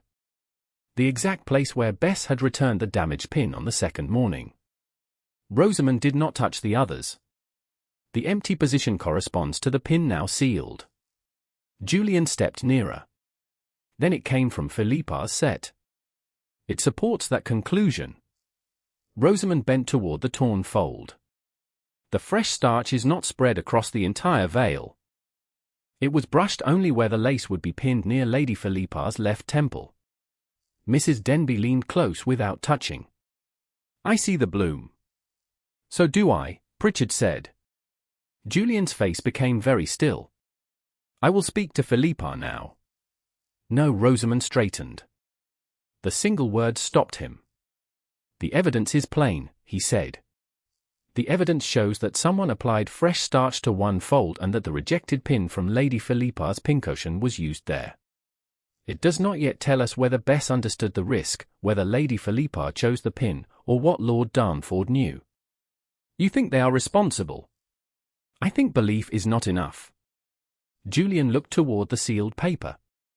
"Yesterday I waited because truth frightened me." "Yes." "Today you ask me to wait again." "For a different reason." Rosamund held his gaze. "Yesterday you wanted silence to protect rank.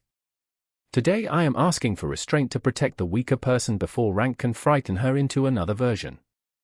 The distinction struck him. He lowered his eyes for one brief moment. "Then I will wait." Rosamund felt no triumph. Only the first small easing of a wound that had not closed. "The veil stays here until the initial account is complete," she said. "No transfer today." Pritchard returned the sealed pin beside the frame and closed the ivory pincushion. When they left, he locked the muniment room door and placed the only key inside his waistcoat pocket.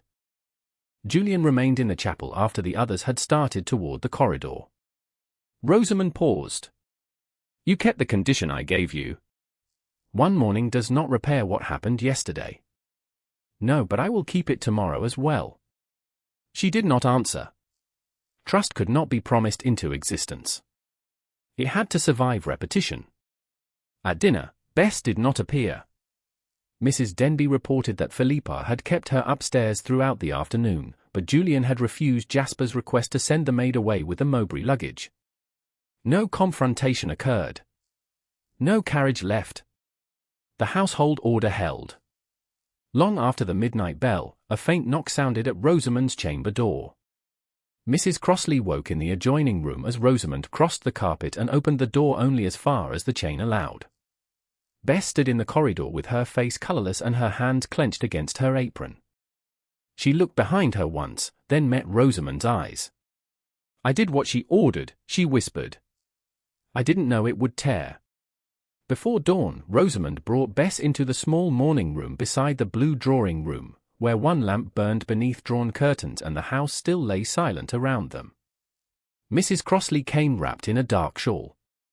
Mrs. Denby arrived moments later with her keys at her waist, and Pritchard stood near the door as witness rather than interrogator. Bess sat on the edge of a straight-back chair with both hands clenched in her lap. In the low light, she looked younger than 22 and more exhausted than any servant should have been permitted to become through obedience. Rosamund placed a cup of tea before her. "You said you did what Lady Philippa ordered." Bess nodded. "Tell us only what you know. Not what you think happened afterward. Not what anyone told you to remember." Bess swallowed. "The day after the chapel demonstration, Lady Philippa told me to prepare rice starch with rosewater. She said it was for a private trial." Mrs. Denby's face tightened. "Did she mention the ancestral veil?" "Not then." Bess lifted the cup but did not drink. On the morning of the fitting, the veil was brought to her dressing room. 2 footmen carried it. Lady Philippa told them Miss Crossley had approved the move. "I did not," Rosamund said. "There is no such entry in the household book," Pritchard added. Bess closed her eyes briefly. "Lady Philippa told me to brush the starch along the fold that would sit near her left temple. She said you had made the lace too soft and that no one would notice once it dried." "Who selected the pin?" Rosamund asked. Lady Philippa opened the ivory case herself. She chose the one with the dull mark and said it would hold better because it caught silk. Shame crossed Bess's face. "I knew you had rejected it. I thought she only wanted the veil to stay in place. I didn't know it would tear." Rosamund let the silence remain long enough for truth to settle without becoming punishment. "And Lord Darnford?" Bess's fingers tightened around the cup. "He came in while the starch was drying. He said if anyone questioned the fold, the servants were to say you had treated it during restoration." Mrs. Crossley leaned forward. "Did he threaten you?" "He said my father's cottage stands on Mowbray land and leases are renewed by favour." Bess's voice grew smaller. "Then he put a purse on the dressing table. He said it was payment for remembering the proper version if questions were asked." "Did you take it?" Pritchard asked. "No. It was still there when we left for the chapel." Mrs. Denby looked toward Rosamund. "I will see whether it remains. I will take Martha Bell with me." Rosamund nodded. "Do not enter alone." Bess stared into the untouched tea. "I should have refused." "Yes," Rosamund said gently. "But refusal from a servant is not equal to refusal from a lady. You were threatened with your father's home. That does not erase what you did. It explains the power used against you." Bess looked up with tears standing in her eyes. "Will His Grace send me away?" Not unless you choose to leave, Rosamund said. He will hear only if you consent. Bess drew a shaking breath.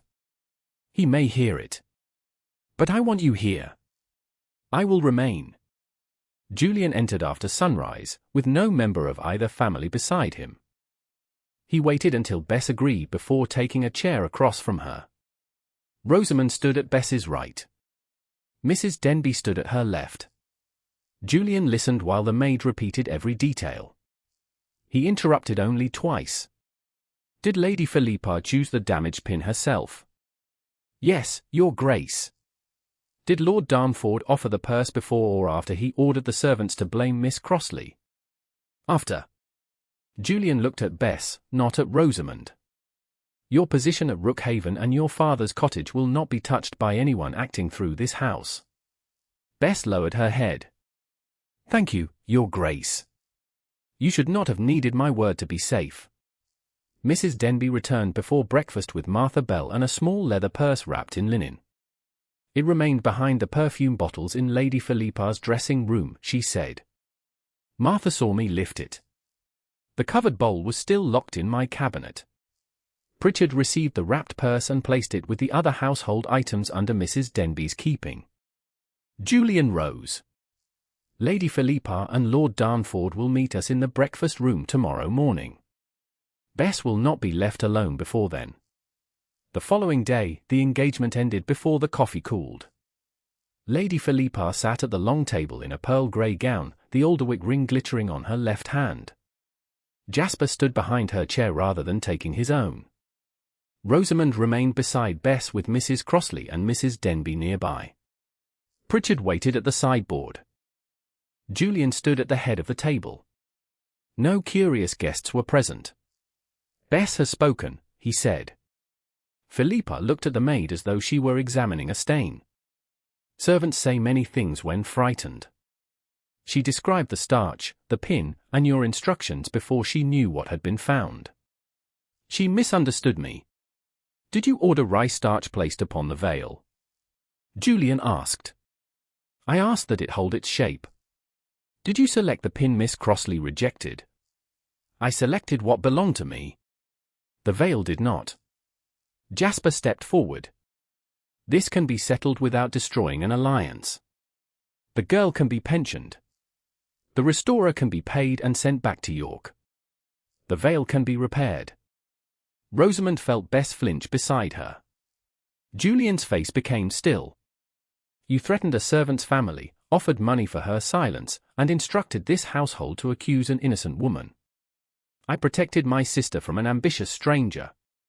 You protected a lie. Philippa rose. You would end 6 months of agreement because Miss Crossley has made herself indispensable. Julian looked at her without heat. I end it because you damaged an heirloom, accused the woman who tried to save it, and used a servant's dependence as a weapon. You cannot humiliate House Mowbray over lace.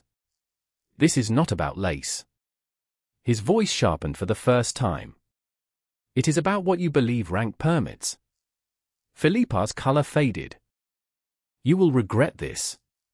I regret that I allowed your contempt to become a pattern before I stopped it. Her hand moved to the engagement ring. For one suspended second, Rosamund thought Philippa might refuse. Then she pulled it free and set it upon the polished table. The small sound of metal against wood carried through the room. Pritchard crossed at Julian's nod, lifted the ring onto a folded cloth, and carried it to the jewel safe. Philippa never touched it again. Jasper looked at Rosamund. You have won a costly victory. This was never a contest for your sister's place, Rosamund said. That is the lie you will tell next because it is easier than admitting why she lost it. His eyes hardened. Julian ordered the Mowbray servants to make no departure until Bess and her father were protected from retaliation. No one was arrested. No threat of law was made. House Harrowden simply closed its doors around the truth until the facts could no longer be carried away by rank. After the confrontation, Pritchard took the only key from his waistcoat and opened the muniment room before Rosamund, Mrs. Denby, and Mrs. Crossley. The ancestral veil remained upon its supporting frame. The sealed pin lay beside it. Together they carried the frame through the chapel passage and back to the blue drawing room, where steady north light and the padded table made further work possible. Pritchard entered the transfer into the household book. Rosamund began stabilizing the torn fold beneath a fine support. She had not restored it. She had only prevented the damage from spreading. By noon, Jasper's valet had spoken to 2 footmen. By afternoon, the first version of the rumor had reached the drive. A lady arrived beneath the pretense of concern and asked whether Miss Crossley would soon replace Lady Philippa as Duchess of Alderwick. Rosamund stood behind the torn veil with her hands poised above the thread. She had remained longer than the engagement. Yet the lie had only changed its shape. By 10 o'clock the following morning, 3 carriages stood before Rookhaven Hall, and by 11 there were 6. The callers arrived beneath the pretense of concern, but concern rarely required so many questions. Ladies who had attended the musicale asked after Lady Philippa's nerves. Gentlemen inquired whether Julian intended to postpone the wedding or merely alter its arrangements. One widow with garnets at her throat asked Pritchard whether Miss Crossley would remain at Rookhaven after the veil was repaired. Another wondered aloud whether a professional woman might confuse gratitude with expectation. Rosamund heard enough from the blue drawing room to understand the shape Jasper's rumor had taken. She worked behind the supporting frame, stabilizing the torn fold beneath a fine net of nearly invisible thread. The ancestral veil had not been restored. It remained wounded, and she preferred the honesty of that condition to any hurried concealment. Mrs. Crossley sat near the connecting door, listening to the murmur in the entrance hall with increasing displeasure. "They have already decided the ending," she said. "They only require you to behave badly enough to justify it." Rosamund drew one support stitch into place. "Then they will be disappointed. You could leave today. Not while my name is being used to excuse what Lady Philippa did. You owe this house nothing." Rosamund looked at the pale tear beneath her hands. "No. But I owe myself the refusal to depart beneath an accusation." A footman appeared at the door and bowed. "Miss Crossley, Mrs. Crossley. His Grace asks whether you will attend in the long gallery." Rosamund set down her needle. "Who is there?"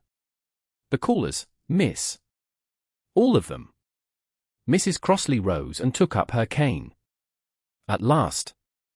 Accuracy has dressed for company." The long gallery held nearly 20 guests beneath portraits of dead Harrodens. Pale afternoon light crossed the polished floor, catching upon gilt frames and jeweled brooches. Julian stood before the central fireplace with Pritchard at one side and Mrs. Denby near the doors. He wore no expression of welcome. Rosamund entered with her aunt and remained near the rear. Julian saw her, but he did not alter his posture or offer any sign that his words had been arranged for her approval. Conversation faded. "I have asked you to remain because several accounts of recent events at Rookhaven have already left this house," he said. His voice carried without effort. "Some are incomplete. Others are false." The woman in garnets lowered her lorgnette. Julian continued. "My engagement to Lady Philippa Mowbray ended yesterday morning. It ended because trust between us was broken beyond repair. Miss Crossley neither caused that breach nor benefited from it." A low murmur moved through the gallery. Julian did not wait for it to settle entirely. The Alderwick veil was altered against explicit instructions. Miss Crossley recognized the danger before the chapel fitting and attempted to stop it. When the lace tore, she preserved the damaged section, the pin, and the surrounding objects so that the truth could be established. Rosamund felt every face turned toward her. This time the attention did not feel like rescue. Julian was not naming her as a woman under his favor. He was naming work she had done before anyone chose to believe her. A gentleman near the windows cleared his throat. "There are claims that your Grace dismissed Lady Philippa because of an attachment formed during the Restoration." Julian looked directly at him. "Those claims are false." "Then there was no partiality?" asked another man. The question was disguised as concern and sharpened by interest. Julian's face became still. "My private feelings are not the subject of this correction. Miss Crossley's innocence is." The distinction settled across the room. Rosamund felt it reached the exact place Jasper's rumor had tried to occupy. Julian drew a slow breath. There is another fact that must be stated. When Lady Philippa accused Miss Crossley before witnesses, I did not repeat the accusation. I did something I believed safer. I asked everyone present to remain silent until the families could settle the matter. No one moved. That was cowardly. I protected my name and left hers exposed. His gaze traveled across the assembled guests. Miss Crossley had warned us. She had acted properly. Yet I asked her to bear suspicion because scandal frightened me. The failure was mine. A woman near the mantel looked down at her gloves. The gentleman who had asked about partiality shifted his weight. Julian continued, I am not asking you to admire this admission. I am asking you to carry the correction as faithfully as some among you carried the rumor. Miss Crossley did not damage the veil. She did not manipulate the end of my engagement. Any person repeating otherwise does so against facts known to this household and acknowledged by me. The woman in garnet said quietly, I heard the first account from Lord Darmford's valet. Then you may inform the source that he was misinformed, Julian replied. His tone made clear that misinformed was the gentlest word he intended to use. Another lady looked toward Rosamund. Miss Crossley, do you mean to remain at Rookhaven? Rosamund answered for herself. I mean to complete the work entrusted to me. What I choose afterward will be decided by me, not by rumor. The lady flushed. Julian did not add a word. That restraint mattered as much as the correction. He had not turned Rosamund's defense into an announcement of future possession. The gathering ended without applause. Guests departed in subdued groups, carrying a truth less entertaining than scandal but more difficult to ignore. Julian remained before the fireplace. He did not approach Rosamund. He only bowed to her across the gallery. She returned the acknowledgement, then walked with Mrs. Crossley toward the music room. The pianoforte stood closed beneath its dust cover. Mrs. Crossley settled in the adjoining salon with the connecting door open and a book upon her lap. Rosamund stood near the window until Julian appeared at the threshold several minutes later. May I come in? He asked. Yes. He entered but did not close either door. I did not know you were in the gallery when I began. Would you have said less? No more. Perhaps. Which is why I am glad I did not know. Rosamund turned from the window. You did not speak of affection. That would have changed the correction into a courtship announcement. And given the rumor another form. Yes. He stopped several feet away. I will not clear your name by implying it will soon belong to mine. The words were not graceful. They were better than grace. Rosamund looked at him for a long moment. You corrected the lie publicly. I should have prevented it publicly. You cannot return to the chapel and choose differently. No, his voice lowered. I can only choose differently now. She felt the old hurt rise, quieter but not gone. You protected the veil. You protected my tools. Yet when my honor became inconvenient, you protected the room from hearing me. Julian did not defend himself. I know. Do you? I know that ending an engagement and calling myself a coward before 20 people does not purchase forgiveness. His expression remained restrained, but the pain in it was real. You may still leave when the veil is stable. You may never trust me as you did before the chapel. I will not ask you to pretend otherwise. Rosamund's throat tightened. I do not yet know whether I can trust you with my heart. Julian went very still. You do not owe me an answer. You might never receive the one you want. Then I will live with what my choices have earned. He did not step closer. He did not ask for hope. That absence undid something in her more effectively than pleading would have done. Rosamund crossed the distance between them. Julian remained motionless until she placed both hands against his coat and rested her forehead against his chest. His breath caught. Rosamund. It was the first time he had spoken her name without title. She heard the question inside it.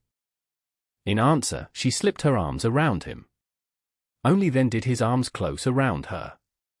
One hand rested between her shoulder blades. The other settled at her back. He held her carefully, without claim. The embrace lasted only a few breaths, yet it carried grief, relief, and the first fragile return of trust. "I am not forgiving everything today," she said. "I know. And I may still leave." His hold did not tighten. "I know." Rosamund lifted her head. "Then why do you look relieved?" "Because you chose to come closer." She almost smiled. "Do not become arrogant." "I wouldn't dare." She stepped back, and he released her at once. In the adjoining salon, Mrs. Crossley turned a page with unnecessary force. Julian looked toward the open door. "Your aunt disapproves of me." "My aunt is considering whether disapproval is sufficient. I will try not to make her choose a stronger response." The following morning, a London carrier delivered a large cream hatbox bearing the seal of a fashionable dressmaker. Pritchard opened it in the blue drawing-room before Rosamund, Julian, Mrs. Denby, and Mrs. Crossley. Inside lay a French veil of brilliant white lace, stiffened into fashionable folds. A maker's card rested beneath the tissue. Julian read the date aloud. 8th of September. Rosamund looked at him. The order had been placed 3 weeks before she arrived at Rookhaven. A second note explained that the final edging had been completed only 4 days earlier, which accounted for the delayed dispatch. Philippa had commissioned another veil before Rosamund ever opened the cedar chest. Julian lifted his gaze from the card to the damaged ancestral lace upon the supporting frame. "She never intended to wear my mother's veil unless it became what she wanted." Rosamund looked at the rigid French lace waiting in its box. Or unless the other one could no longer be worn at all. The French veil had not remained in the blue drawing-room for an hour. Lady Philippa sent Bess to claim the hatbox before noon, and Julian allowed it to go only after Pritchard removed the maker's card and entered the transfer in the household book. The brilliant white lace vanished upstairs. Its date remained behind. By evening, Jasper Mowbray had turned the delayed delivery into a declaration of war. He entered the blue drawing-room without waiting to be announced and found Julian standing beside the supporting frame while Rosamund secured a temporary net beneath the ancestral veil's torn fold. Mrs. Crossley sat near the fire. Mrs. Denby remained by the open connecting door. "The betrothal supper will proceed on Saturday," Jasper said. Julian did not turn. "There is no betrothal. There are 40 guests already invited, 2 families publicly joined for 6 months, and a county waiting to see whether you govern your own house. I governed it yesterday when I ended the engagement." Jasper's gaze moved to Rosamund. "You dismissed my sister after a servant's tale and a restorer's influence. Cancel the supper now, and society will decide you are hiding Miss Crossley here for reasons less respectable than lace." Rosamund's needle stopped above the support thread. Julian faced him. "You will not use her name again. Then give the county another explanation. Philippa will attend in the French veil. You may announce a delay, preserve the alliance, and spare everyone humiliation. There is nothing to preserve. Then close your doors and prove every rumor true." Jasper's smile held no warmth. A duke hiding with the woman who replaced his fiancée makes a better story than damaged lace ever could. Julian crossed the room with such controlled purpose that Jasper's expression changed. He did not touch him. "Leave Rookhaven before nightfall. And allow you to tell the tale without us." Jasper glanced toward the veil. "No. My father's name is attached to this engagement. House Mowbray will be present when you attempt to destroy it." Julian reached for the bell pull. "Pritchard will escort you." "The supper proceeds," Jasper said as the butler entered. "Whether you attend as bridegroom or coward is your decision." When the door closed behind him, Julian remained still for several breaths. Then he turned toward Rosamund. "The gates will be closed. The invitations will be withdrawn." No, his eyes narrowed. "You heard him. I heard a man trying to make locked doors speak for him." Rosamund laid down her needle. If you cancel without public correction, Lord Darnford will say you feared what the county might learn. I will not expose Bess to a room full of people. Nor will I. Not unless she chooses it. Julian looked toward the damaged veil. What are you proposing? Let the guests come. Mrs. Crossley raised her brows. Mrs. Denby's keys gave a faint sound as she shifted. Rosamund continued. Not for a betrothal supper. For an account of what happened in this house. No accusations without support. No speeches about private affection. Only the method, the coercion, and the reason the ancestral veil was never meant to reach the wedding unchanged. You would stand before them again. I stood before them when I was merely a paid woman convenient to humiliate. I can stand before them with the truth. Julian's face hardened. I do not want courage demanded from you because I failed sooner. It is not being demanded. I am choosing it. The distinction stopped him. Rosamund walked to the side table where Pritchard had placed the maker's card. The date proves Lady Philippa ordered another veil before I arrived. The barbed pin proves the warning was ignored. The starch demonstration can show how the tear occurred. Mrs. Denby can speak to the bowl and the purse. Bess may speak if she wishes. And if she does not, her signed account remains sealed. We use only what she permits. Julian looked at Pritchard. Send a rider to the Earl of Cressingham. Tell him he must reach Rookhaven before Saturday evening if he wishes to hear what concerns the honour of his house before the county hears it. Pritchard bowed. At once, Your Grace. The message is private, Rosamund said. Lord Darnford must not know his father is coming. Julian nodded. Agreed. Over the next 3 days, the house prepared for a supper that no longer celebrated anything. Rosamund refused to let the planning become a trial conducted by servants and objects. The evidence was arranged simply. A smooth bone pin and a worthless old lace scrap remained in her workbox. Pritchard kept the sealed steel pin and Bess's account. Mrs. Denby kept the covered bowl, the ivory pincushion, and Jasper's purse locked in her cabinet. The maker's card stayed with the household book. The ancestral veil remained on its supporting frame in the blue drawing room, stabilized but visibly torn. Nothing moved without a witness.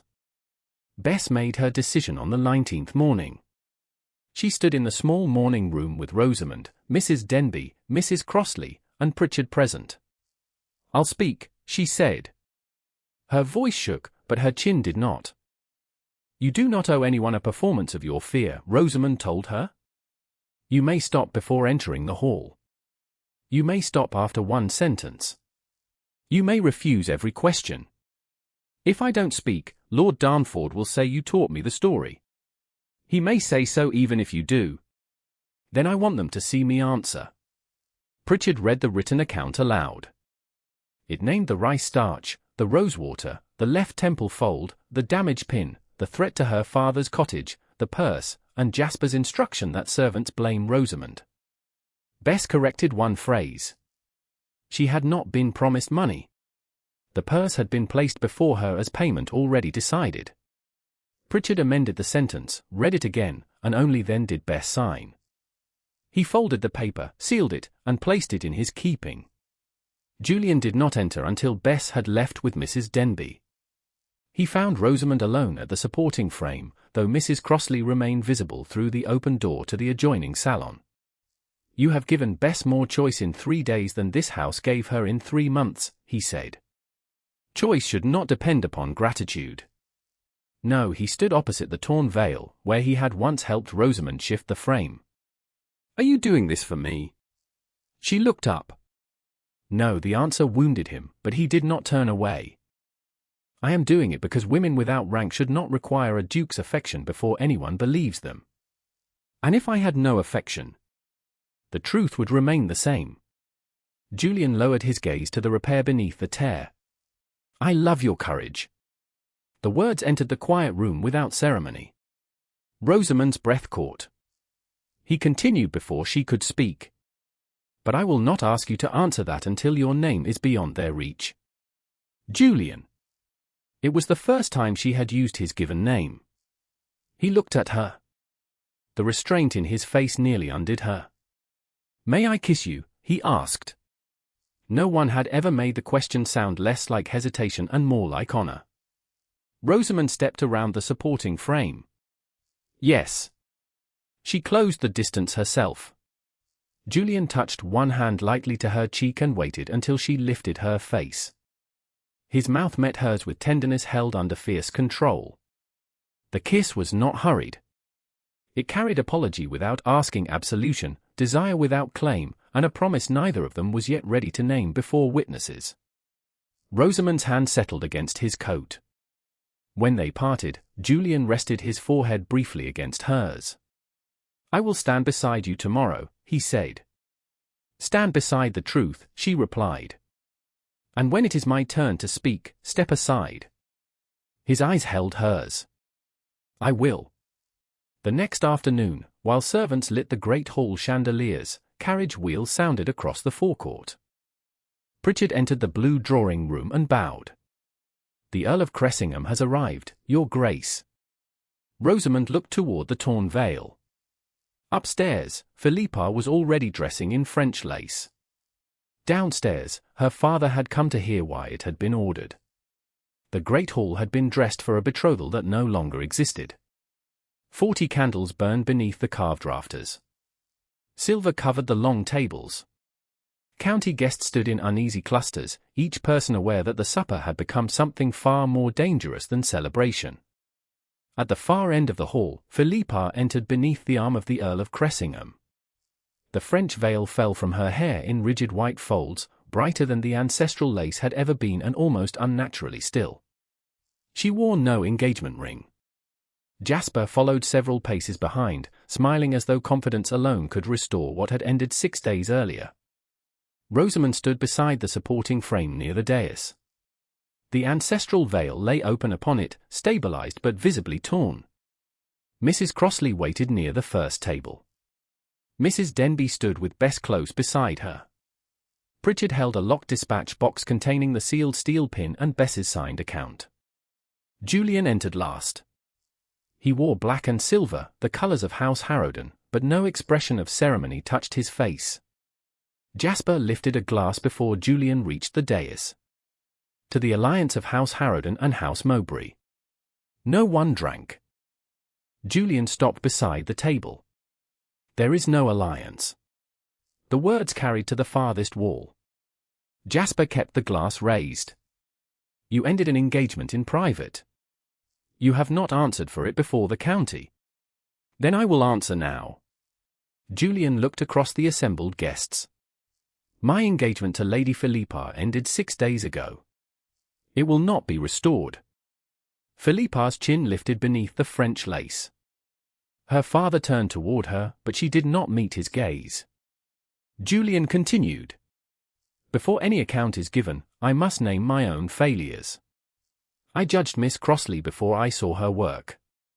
I allowed 3 restorers to be driven from this house because correcting discourtesy seemed less troublesome than confronting it. When the ancestral veil was torn and Miss Crossley accused, I asked for silence. I believed I was containing scandal. I was, in truth, leaving an innocent woman beneath suspicion.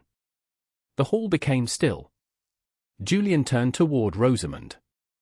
Miss Crossley, this is your account to give. Then, exactly as he had promised, he stepped aside. Rosamund felt every eye upon her. Once, that attention had demanded she become smaller. This time she placed one hand upon the supporting frame and let her knowledge stand where rank had failed. This is not a trial, she said. I will show only what happened to the veil and what was known before it happened. She lifted a worthless scrap of old lace from her workbox. Untreated lace moves with the wearer. She draped one end over her hand. It yielded softly. Rice starch binds old fibers together. When the thread is forced to hold a shape, movement gathers strain at the weakest fold. Mrs. Denby brought the covered porcelain bowl from her keeping and placed it upon the table. I found this in Lady Philippa's dressing room after the chapel fitting, she said. Martha Bell was with me. Dried rice remained inside, and the bowl smelled of rosewater. Philippa gave a small, controlled laugh. A bowl in my room proves nothing. Alone, no, Rosamund said.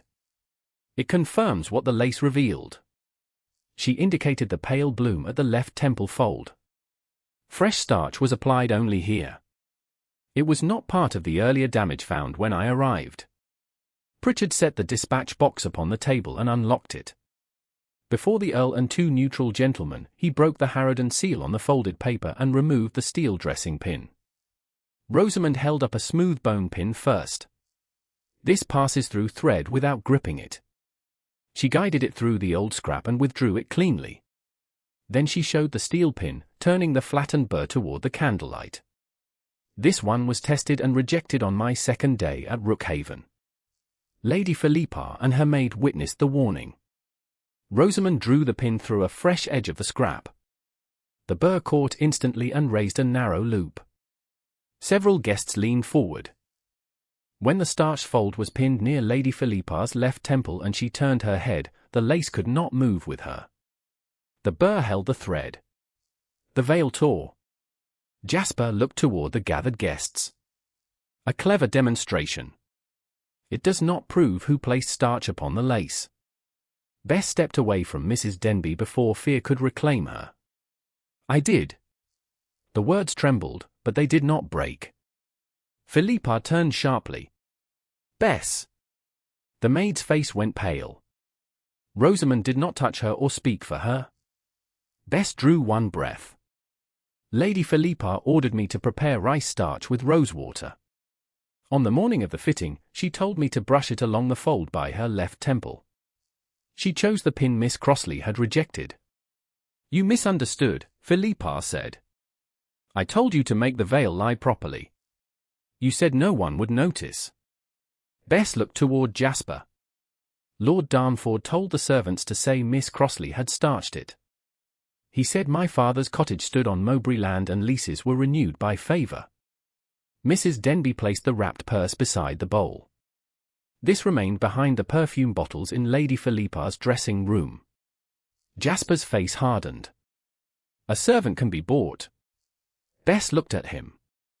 You were the one who tried to buy me. A murmur moved through the hall. The Earl of Cressingham turned upon his son.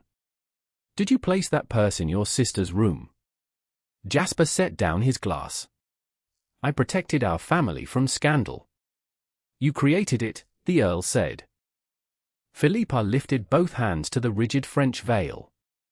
This has become absurd. I wanted the ancestral lace to hold its shape. That is all. Rosamund took the maker's card from Pritchard and held it where the Earl could see the date. This veil was ordered on the 8th of September. 3 weeks before I arrived. Its final edging delayed delivery, but the decision to replace the Alderwick veil had already been made. Philippa's eyes flashed. Because the old veil was never fit for me. Julian's gaze fixed upon her. Then why continue the restoration? Because your family would never have permitted me to refuse it. Why order Bess to use the damaged pin after you were warned? Rosamund asked. Philippa looked from the maker's card to the torn ancestral lace. I only wanted it removed from the wedding. The words escaped before caution could stop them. The Earl closed his eyes. Jasper swore under his breath. Philippa drew herself upright. I did not intend that particular tear. You intended the veil to become unusable, Julian said. And when it did, you accused the woman who tried to prevent it. Philippa's silence answered more clearly than denial. Julian faced the room. Miss Crossley's account is confirmed. She warned us, preserved the damaged veil, protected the servant who had been coerced, and gave this house the truth when rank attempted to replace it. He turned toward Rosamund, not with possession, but respect. Miss Rosamund Crossley is the lace restorer entrusted with the Alderwick collection. Any insult to her integrity after tonight will be an insult offered against facts witnessed here. The Earl of Cressingham stepped forward. Age showed suddenly in his face. Tomorrow morning, I will sign a written undertaking on behalf of my house. Every household that received the false account will receive a retraction. The restoration costs will be paid. Bess Hales will receive her wages and compensation. Her father's cottage will remain secure from retaliation. Bess's lips parted, but no words came. Mrs. Denby placed a steadying hand near her elbow without drawing her back. Julian looked at Jasper. You are forbidden from Rookhaven. House Harrowden will offer no political support to any interest advanced by you. Jasper's face flushed. You cannot erase House Mowbray. I do not need to. You have shown the county what governs it. Philippa stood beneath the French veil that had been meant to secure her triumph. Now its stiffness made her look imprisoned by her own design. The Earl summoned his widowed sister, who had arrived in his carriage, and placed Philippa under her escort. You leave tonight, he said. Philippa looked once toward Julian, then toward Rosamund. No apology came. She turned and walked from the great hall while the white French lace held its perfect, lifeless shape. Jasper followed without being invited. The county guests departed soon afterward, carrying a story that no longer belonged to rumor. When the last carriage rolled beyond the gates, Rosamund went to the chapel. The ancestral veil had been returned to the blue drawing room under Pritchard's supervision, but the place of its tearing remained vivid before the altar. Mrs. Crossley waited outside the open door. Julian entered and stopped several feet away. I meant what I said yesterday, he told Rosamund. I love your courage. But that is not all I love. She held his gaze. Then do not love only the part of me that can endure. I do not. His voice roughened. I love the woman who refuses to let endurance become her only virtue. I love your judgment, your severity, your mercy toward Bess, and the way you make every room more honest by standing in it. I love you, Rosamund. The words reached her without witnesses demanding an answer and without gratitude pretending to be love. I love you too, she said. But I will remain only where truth is not purchased with my silence. Julian nodded. Then let me court you properly. No announcement tonight. No reward offered for forgiveness. Give me time to prove that what I chose in the hall can survive ordinary days. Rosamund stepped toward him. You may court me. Relief moved through his face. And may I hope? Carefully. She touched his cheek. Then she rose and kissed him before he could ask, choosing both the affection and the man who had finally learned to step aside when her own voice was enough.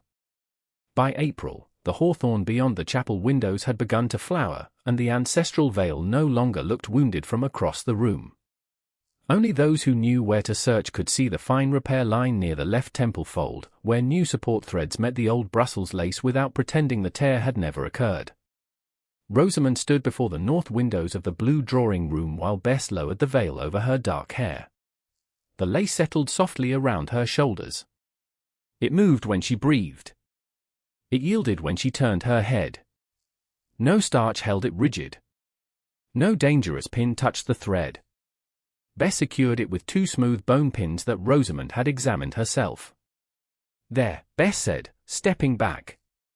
It falls as it should. Rosamund looked into the mirror. 6 months earlier, the veil had lain between accusation and silence. Now the visible line of repair seemed neither ugly nor shameful. It was proof that preservation did not require denial. Are you certain you wish to wear it? Mrs. Crossley asked from the chair near the fire. She wore lavender silk and an expression of stern composure that deceived no one. No one would question another choice. That is why I can make this one, Rosamund said. Julian had not asked her to wear the veil. Neither had Pritchard, Mrs. Denby, or any surviving Harrowden relation.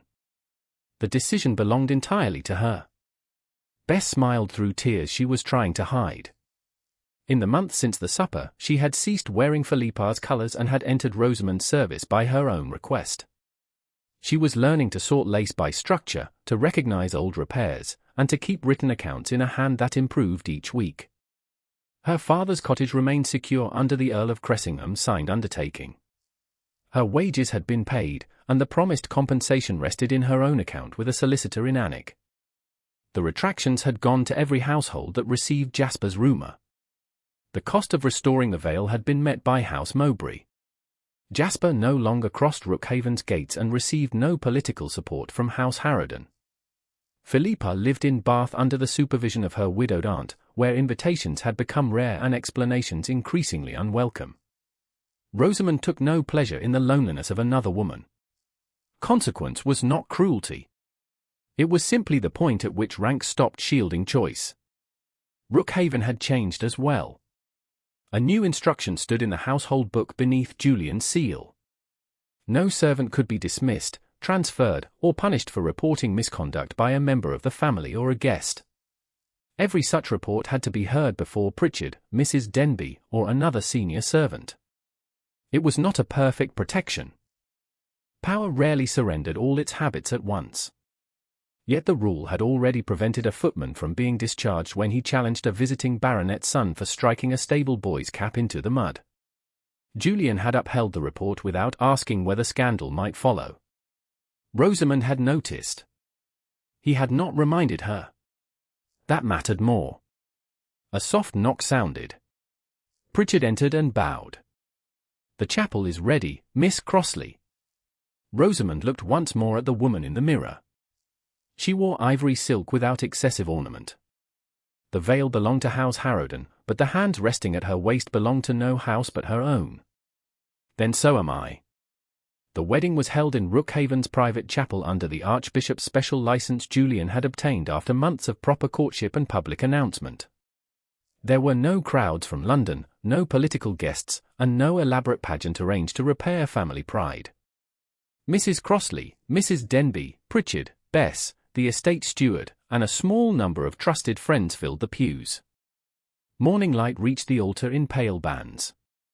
Julian waited beside the clergyman in a dark coat, his expression composed until Rosamund entered. Then something in his face opened. He did not look first at the restored lace or the tiny crowns worked into its border. He looked at her. Rosamund walked toward him without being given away as property. Mrs. Crossley accompanied her to the chapel door, kissed her cheek, and then took her place in the first pew. The remaining steps were Rosamund's alone. When she reached Julian, he extended his hand and waited. He had done the same on the 7th morning, when he first began to understand that help offered without choice was merely another command. Rosamund placed her hand in his. The clergyman began the prescribed service. Rosamund spoke the words required by the Church clearly and without hesitation. Their age had not been remade to flatter modern feeling. They carried the expectations of marriage as England understood it in 1818. Her freedom lay not in pretending the words were different, but in knowing the man beside her had spent 6 months proving he would never use duty to purchase her silence. Julian's voice remained steady during his vows, though his fingers tightened once around hers. When the blessing ended, he turned toward her but did not touch the veil. "May I?" he whispered. "You may." He lifted the lace carefully, avoiding the repaired fold. His eyes met hers before he kissed her. The kiss was tender, unhurried, and public enough to bring a muffled sob from Mrs. Crossley and a suspicious cough from Pritchard. When Julian drew back, Rosamund saw relief, love, and something quieter beneath both. Respect had not vanished into romance. It had deepened through it. "My wife," he said softly. "My husband," she answered, and smiled when his composure nearly failed. After the wedding breakfast, Rosamund discovered that becoming Duchess of Alderwick changed the way people addressed her but did not alter the questions she chose to answer. One neighbouring lady began to ask whether Her Grace would now abandon restoration work. Rosamund explained that 3 ecclesiastical commissions and 2 family collections already awaited her attention. Julian, seated beside her, continued cutting his food as though the continuance of his wife's profession required no defence. That silence was not avoidance. It was confidence in her authority. Later, once the household had been served, Bess sat beside Mrs. Denby at the lower end of the room rather than standing behind anyone's chair. Pritchard raised one brow at the arrangement and then instructed a footman to bring them fresh coffee. The ancestral veil was removed after the meal. Rosamund and Bess laid it upon clean tissue, folded it only along the supported lines, and returned it to the cedar chest. The repair remained part of its history. No one attempted to hide it beneath a new crease. Near midday, Rosamund escaped the congratulations and returned to the blue drawing room. The room looked much as it had on the morning of her arrival, yet nothing within it felt borrowed now. The supporting frame stood empty. Her work table remained open beneath the north windows. Needles, linen thread, magnifying glass, and 3 sealed letters of commission waited in orderly rows. Beside them lay the mother-of-pearl bobbin engraved with the word steady. It had not been placed in a glass case or entered into the Alderwick collection. It was still a tool. It was still hers. Rosamund touched its worn edge with one finger. A shadow fell across the carpet. Julian stood at the doorway. He had removed his formal coat and looked less like a duke receiving a county than a man uncertain whether his new wife wished to be interrupted. "May I enter?" he asked. Rosamund turned toward him. "You may." He crossed the threshold, but before he reached her, Pritchard appeared behind him with a final tray of correspondence. The butler looked from Rosamund to the open work table. "Your Grace has remained at Rookhaven considerably longer than 1 week." Julian glanced at him. The house required time to learn how to deserve her. Pritchard bowed and withdrew before Rosamund could accuse him of arranging the remark. Julian came to stand beside her. "Was I wrong again?" he asked. "Partly. Only partly. The house did need to change." Rosamund rested her hand against his chest. "But I did not stay because Rookhaven deserved me." His expression softened. "Why did you stay?" "Because I chose to." Julian covered her hand with his. "I love you." "I love you too." Rosamund rose on her toes and kissed him before he could ask permission, not because permission had ceased to matter, but because her own desire had become answer enough. Behind them, sunlight crossed the unlocked work table and caught the carved letters on the mother-of-pearl bobbin. Steady remained where Rosamund had placed it, ready for the next piece of fragile work and no longer guarded by anything except the life she had freely chosen.